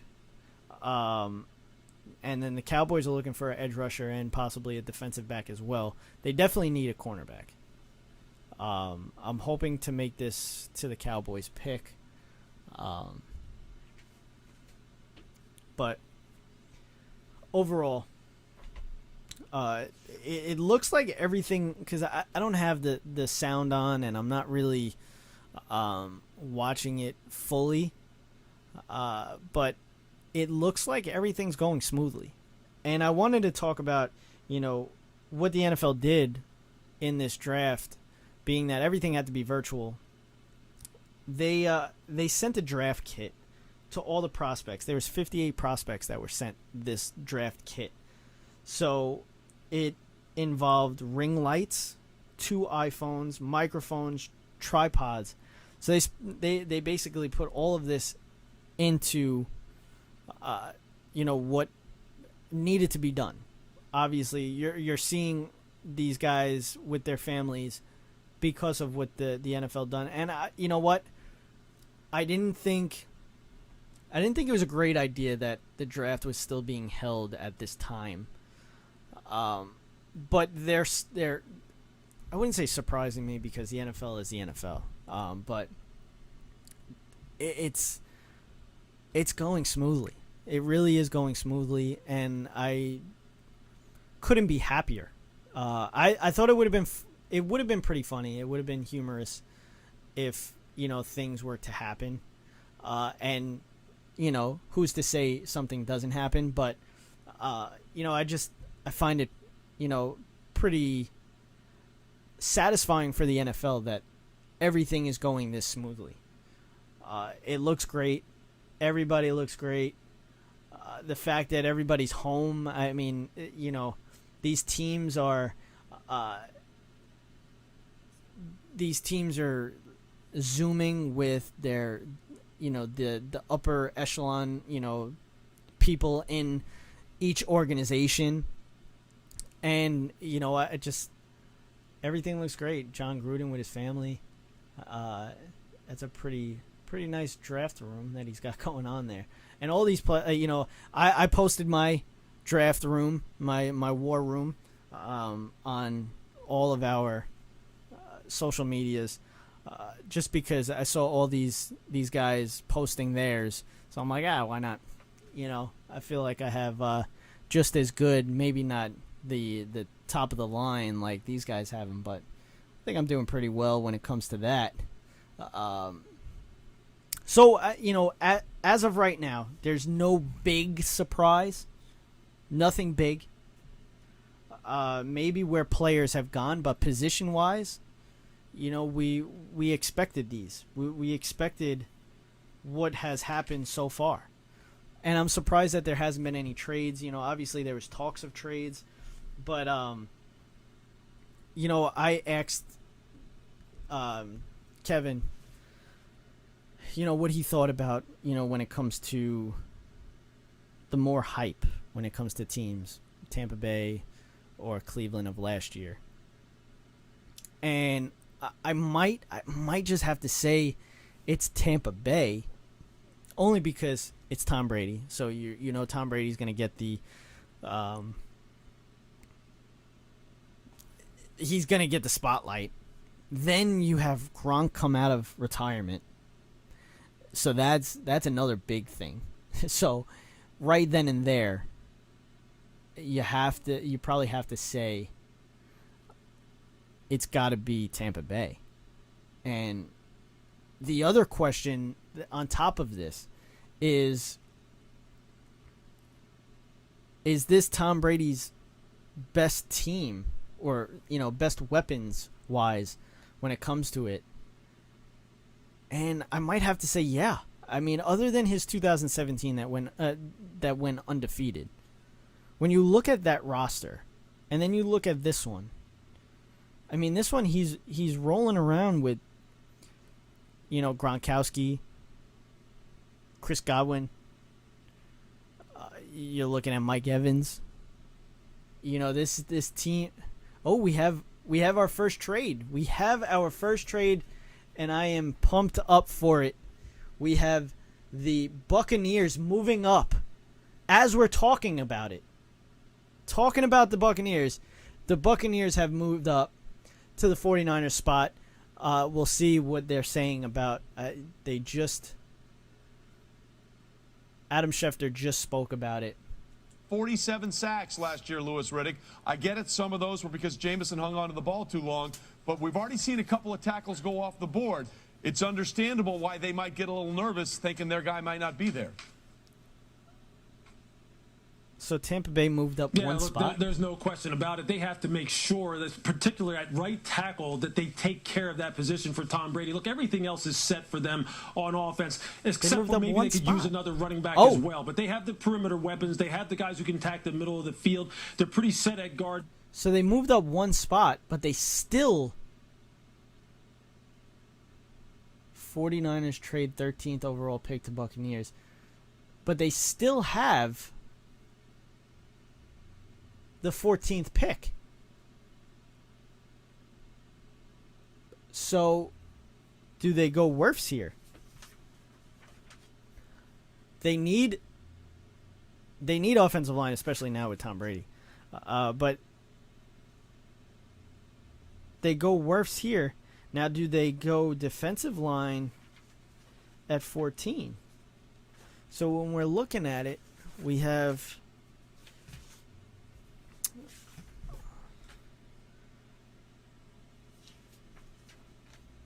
So Tristan Wirfs is there. I think this is going to be the pick, is Wirfs. I'm seeing if... Yeah, so they're moving up to get Wirfs. So they're getting Wirfs here. Then do they go Javon Kinlaw, defensive tackle out of South Carolina, with the 14th pick? Oh, no, they did trade it. All right. So they just swapped positions. And they're taking Wirfs. That's the pick.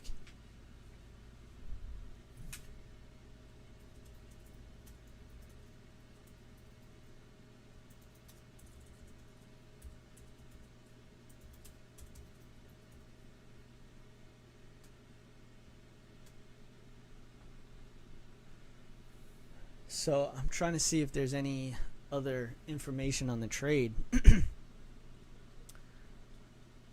So they traded the 13th and the 245th pick to the Buccaneers for the 14th and the 117th pick. So Wirfs is the pick here.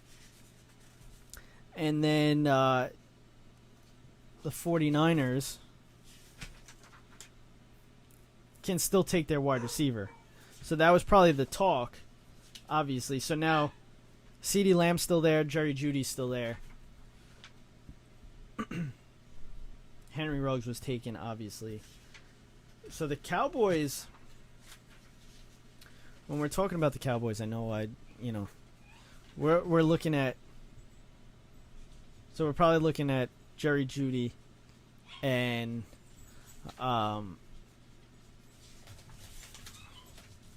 CeeDee Lamb going back to back here, if I had to guess.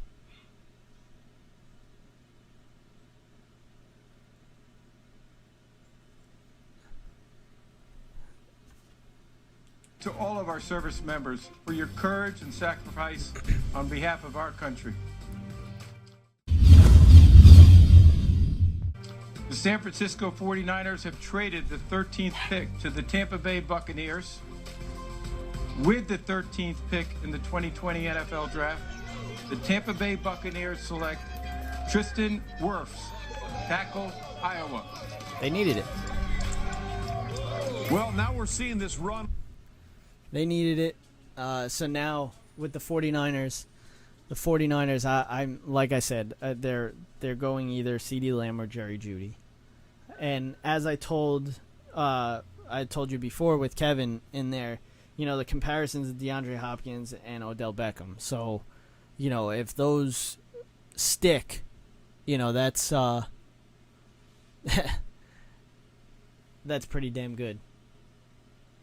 So I wonder if the Cowboys are talking to the Jets at all, because I would love to get Jamal Adams. I'd give up. I would 110% give up the 17th pick.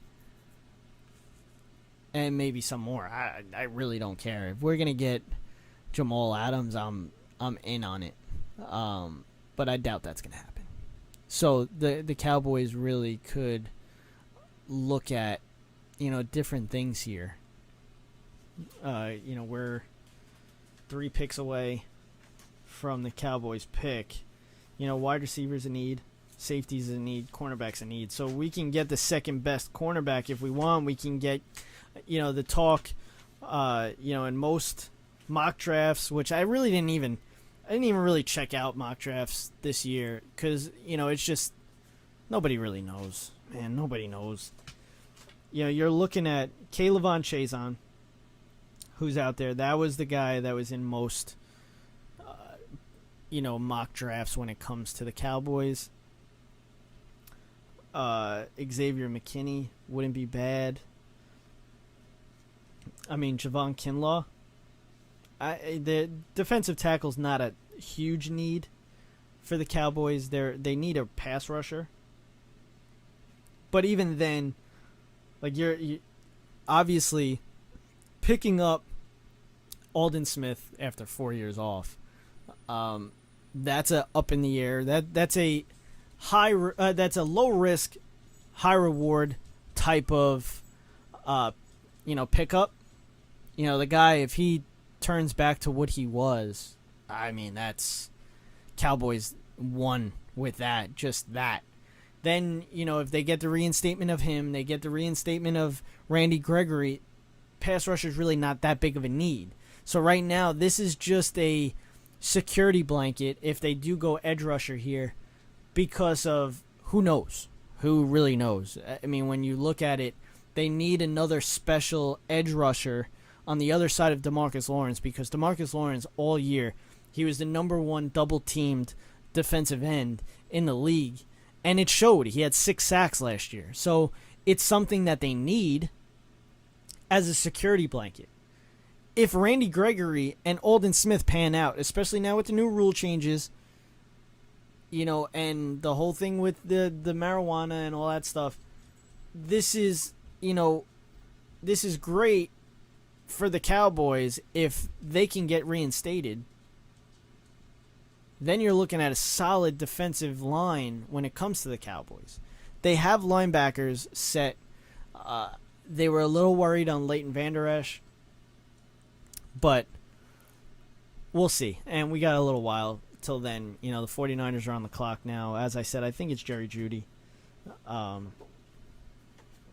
Nothing has come up yet. Or CeeDee Lamb. It could be CeeDee Lamb. It could be Jerry Judy. Who knows? But we've had some of the rumors heading into this.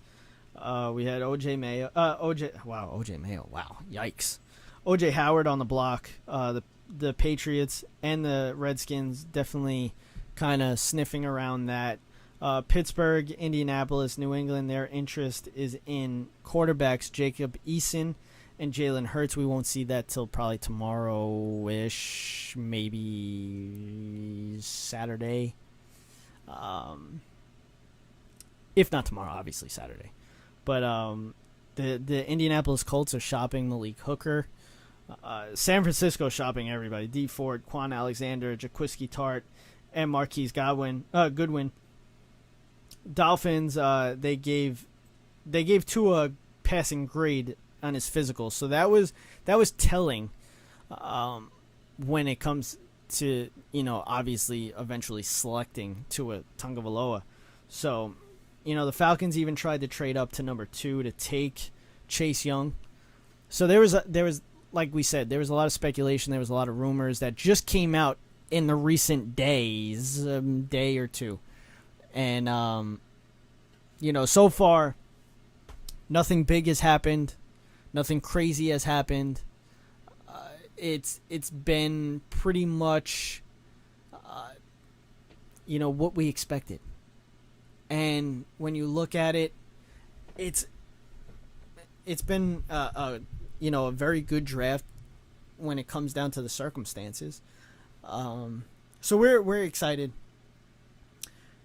The fact that we got this up and running, the fact that we're good now, Kevin's good with his side, I'm good over here. Obviously, I did a show, I think it was last week or the week before, whatever it was. If I can get Kevin doing it, we can do this more often, and it'll be interesting. So, obviously, there's no sports to talk about other than the draft. Like I said, we're going to do the recaps of the Michael Jordan documentary 30 for 30 on ESPN, The Last Dance. There's a lot of different things that we can talk about. There's a lot of rumors. There's a lot of, different things. Like I said, I'm not going to speculate on when everything's going to come back. It's just impossible for me to do that. Nobody knows. The fact that San Francisco is 30 seconds away from, and it looks like Kyle Shanahan had a smile on his face. 20. All right, so now the pick is in. Let's see if we can find it. It looks like a trade, maybe. Yeah, but they said the pick is in. There's no way. 49ers want more picks and talking trades. Not sure if it happens. So they want more picks, but they said the pick is in. So I don't see that happening. Usually when you see a team go all the way down to the last seconds, most of the time it's because they're trying to find some kind of trade. I think it's going to be CeeDee Lamb here.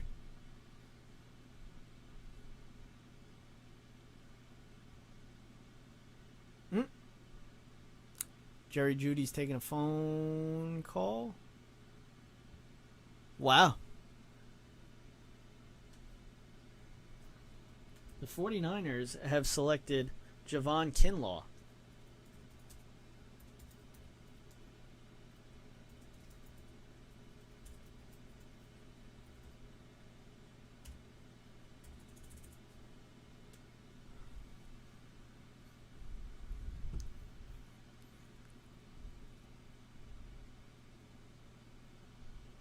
So, wow, this is huge.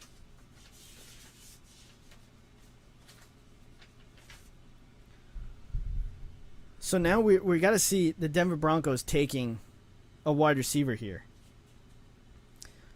So, still you have Jerry Judy or you have CeeDee Lamb. Then you look at Atlanta Falcons. It's not a need at wide receiver. In the 2020 NFL Draft, the San Francisco 49ers select Javon Kinlaw, defensive tackle, South Carolina.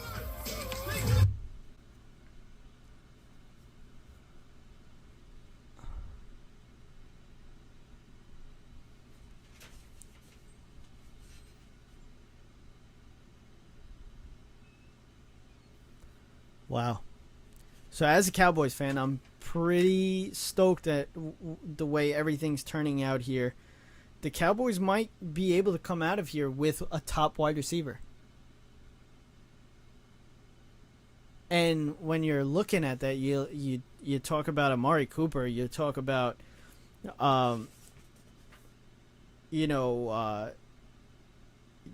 Michael Gallup, and you add a guy like Jerry Judy or CeeDee Lamb.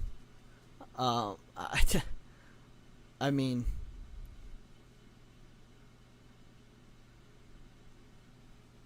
you got to be happy with that.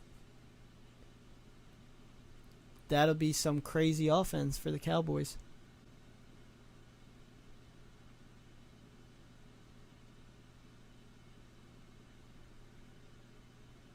Wow. So here we go. So, for Javon Kinlaw, I'll give you what he's got. So they just showed it on ESPN. They just showed it on, ESPN. The comparison for Javon Kinlaw is Richard Seymour. Defensive tackle, South Carolina, 6'5", 324. Kinlaw knows how to use his size and arms to complement his strength and power at the point of attack. He posted 6 sacks in 12 games for the Gamecocks last season and was impressive at the Senior Bowl on and off the field to further boost his stock. So he's a 3-down player. I'm very, very interested to see what the Cowboys do here. And once the Cowboys pick, I will be getting off. It is kind of getting late. It's 10 o'clock on the Eastern side. You know, we're doing this from New York. So I'm just really happy that Kevin was able to do this. I was expecting to do this all by myself. So it would have been really boring for you guys, for anybody that's watching. I did my homework, you know, for somebody like, you know, I don't watch much college football. Like it doesn't really do anything for me. I don't have I don't have a team to pick that I need to, you know, that I root for in college football. So, you know, when I stopped working at Sirius XM, I really stopped watching college football because I would work every Saturday and I would have to work college football and I'd have to play, you know, I'd have to, you know, watch college football all day long.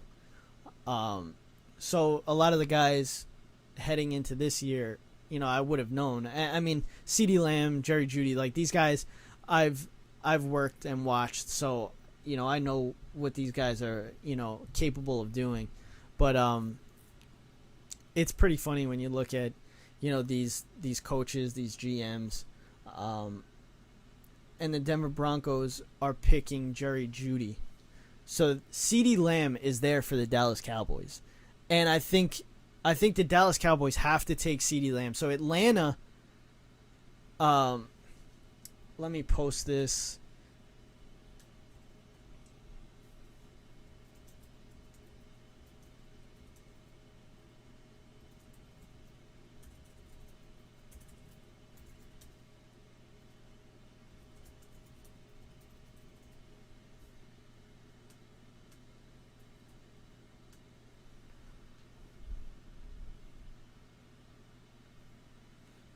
So when we're, like I said, the Cowboys, the edge rusher that was looked at a lot was Javon Kinlaw.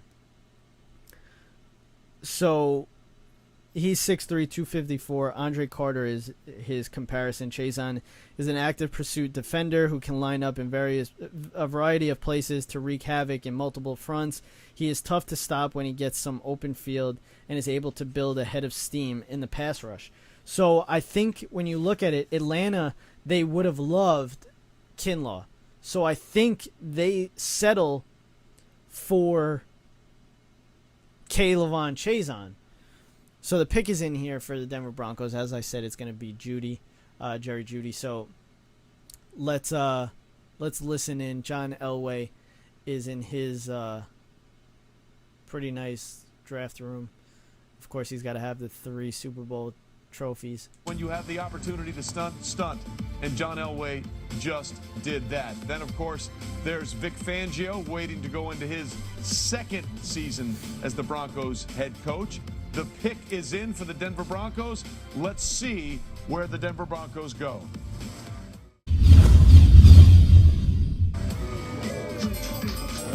With the 15th pick in the 2020 NFL Draft, the Denver Broncos select Jerry Judy, wide receiver, Alabama.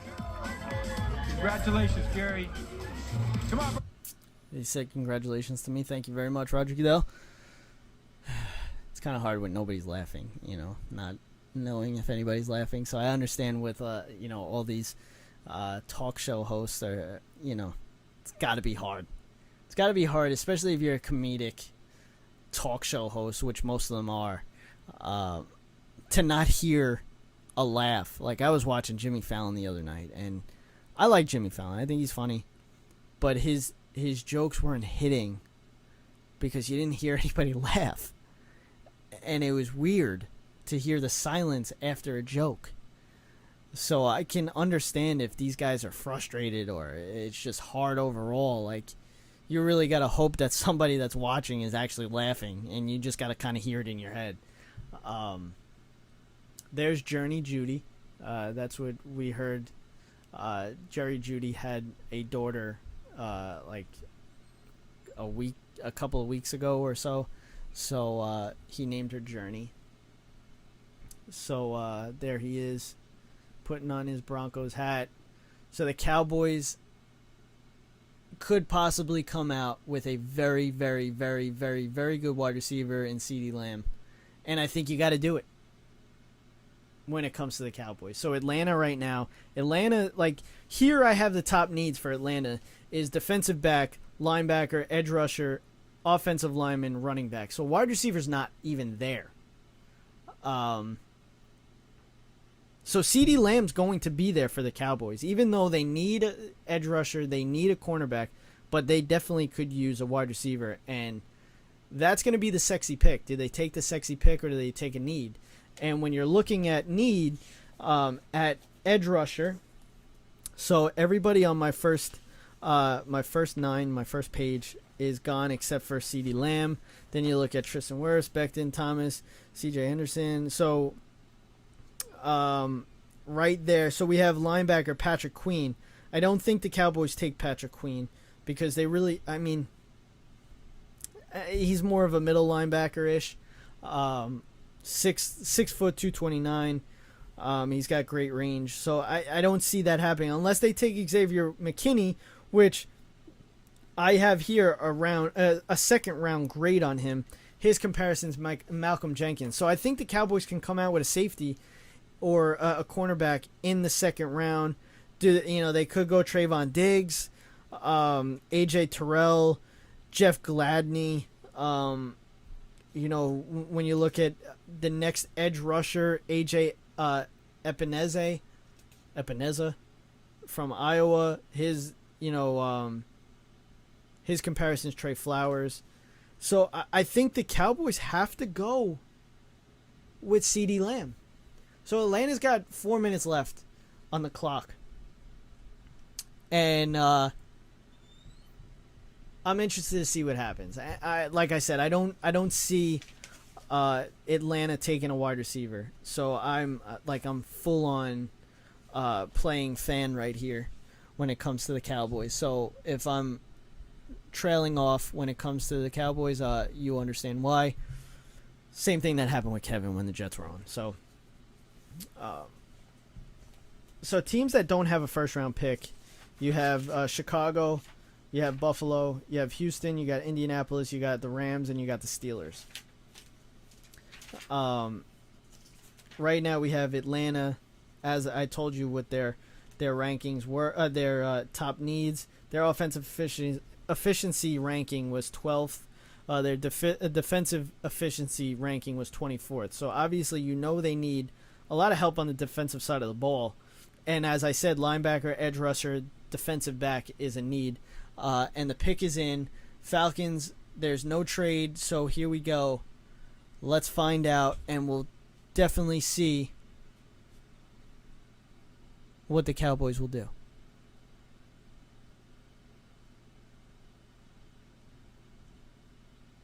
Obviously, I don't have, Roger Goodell's not on, but I'm just trying to see if I can get the pick for everybody before Roger Goodell's basement comes up again. So,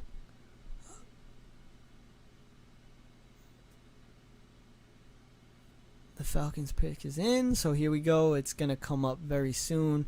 Let's see. So, I mean, I'd love to know what everybody thinks of what's going on, like how they feel the draft has gone so far.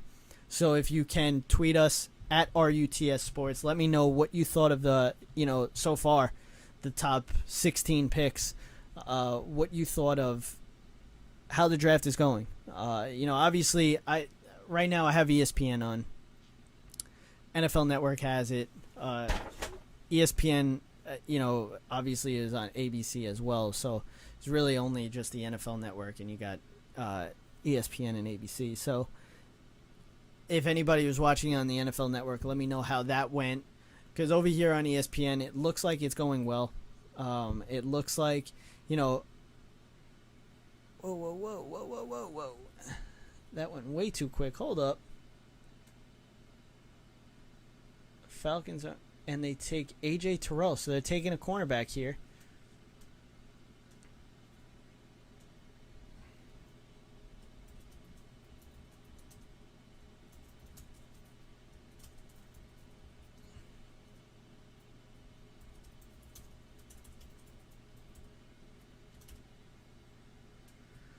So here we go. I mean, this is kind of crazy because now the Cowboys could go CeeDee Lamb. They can go, they could go Chazon. I don't know what they're going to do here, and I'm very, very interested to see what the Cowboys do. I think they're in a position that they can go sexy here. And I think the sexy pick is CeeDee Lamb. I'm waiting for Roger Goodell to come up on the TV. Also, I want to see what everybody thought about the new uniform. So tweet us, for that too. What do you think about the new uniforms? And do you think it's a good idea that, Nike just keeps doing this? So tweet us, RUTS Sports. Follow us if you haven't on Twitter. Follow us on Instagram as well. We have a Twitch. We have TikTok now, RUTS Sports. Try to use that a little bit. What else do we got? We got everything. We're on Podbean now. I'm going to see how I can do that. I want to get everybody involved. with the documentary, the 30 for 30 Michael Jordan recaps, I want Skype people to come on. Like, I want people to Skype us. In the 2020 NFL Draft, the Atlanta Falcons select A.J. Terrell, defensive back, Clemson. Roger Goodell looks comfortable. He looks comfortable.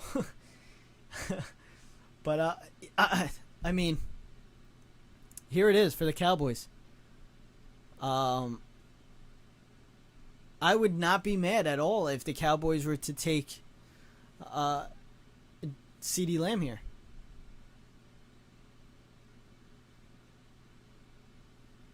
So here we go. This is the last 5 or 10 minutes of the show. So as I was saying before, the 30 for 30, when we're going to do the recaps, I want people to call in. I'm going to post it on Twitter. I'm going to post it on Instagram. Just tweet at us or send us a DM if you would like to join and talk about it. And we'll set you up so you can join in, call in for 2 minutes or so. Have something if you want to have a question, if you want to say something, whatever you want to do, how you think it's going. We want to hear it. We want to talk.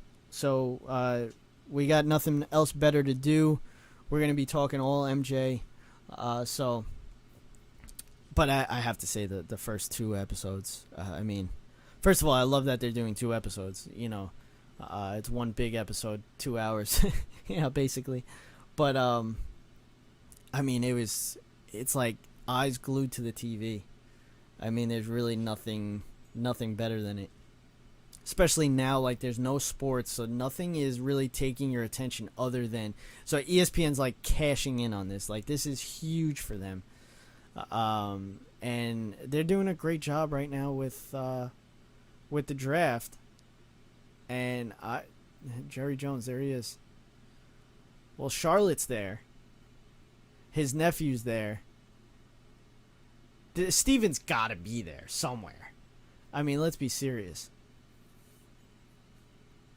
Last conference championship appearance was 95. That is so sickening. So maddening. Like, this is...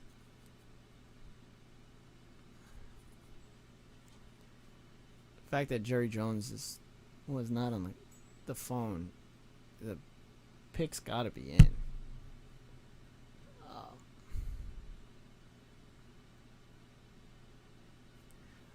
But who do we go here?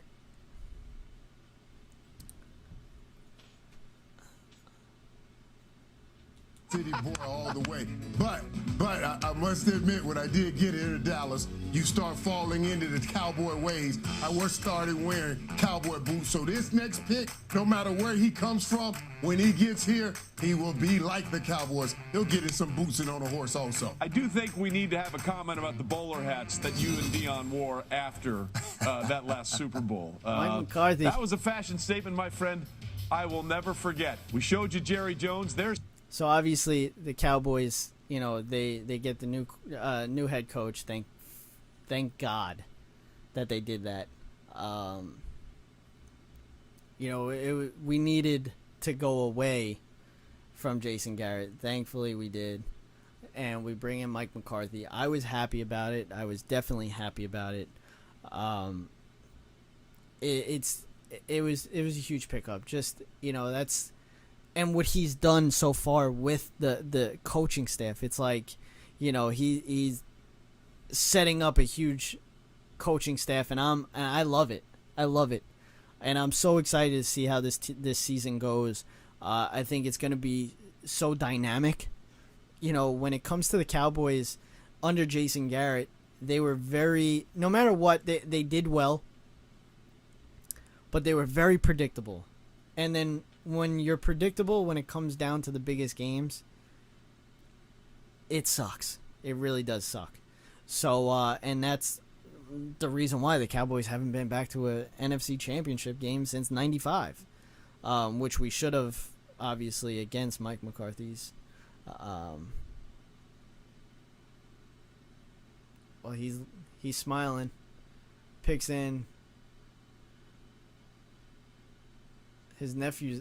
That's Stephen Jones' son is there. So you're going to tell me that Stephen Jones isn't there? He's got to be there.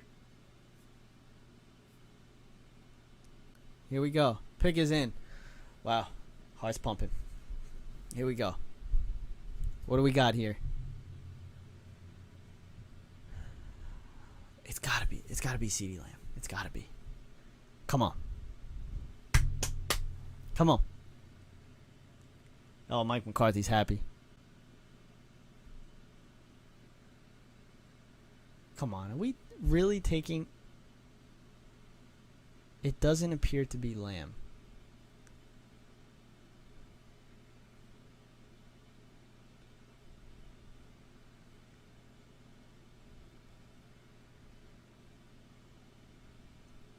Well, Jerry Jones is on the phone with whoever it is.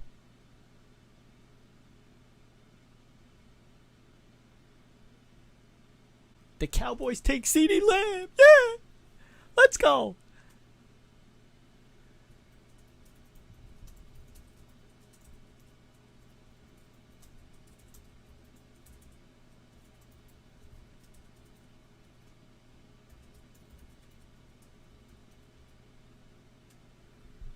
I'm happy.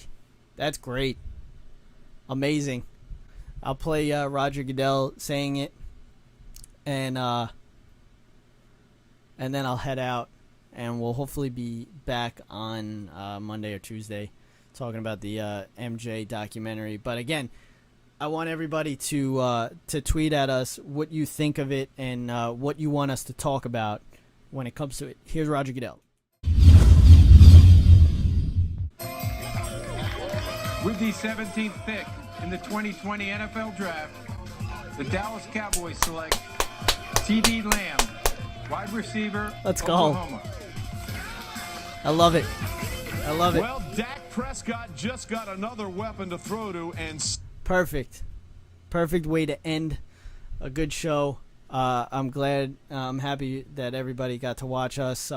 This is going to happen every year now. This is a big staple with running up the score. But that will do it. I'm Jerry. Be breezy. Be breezy.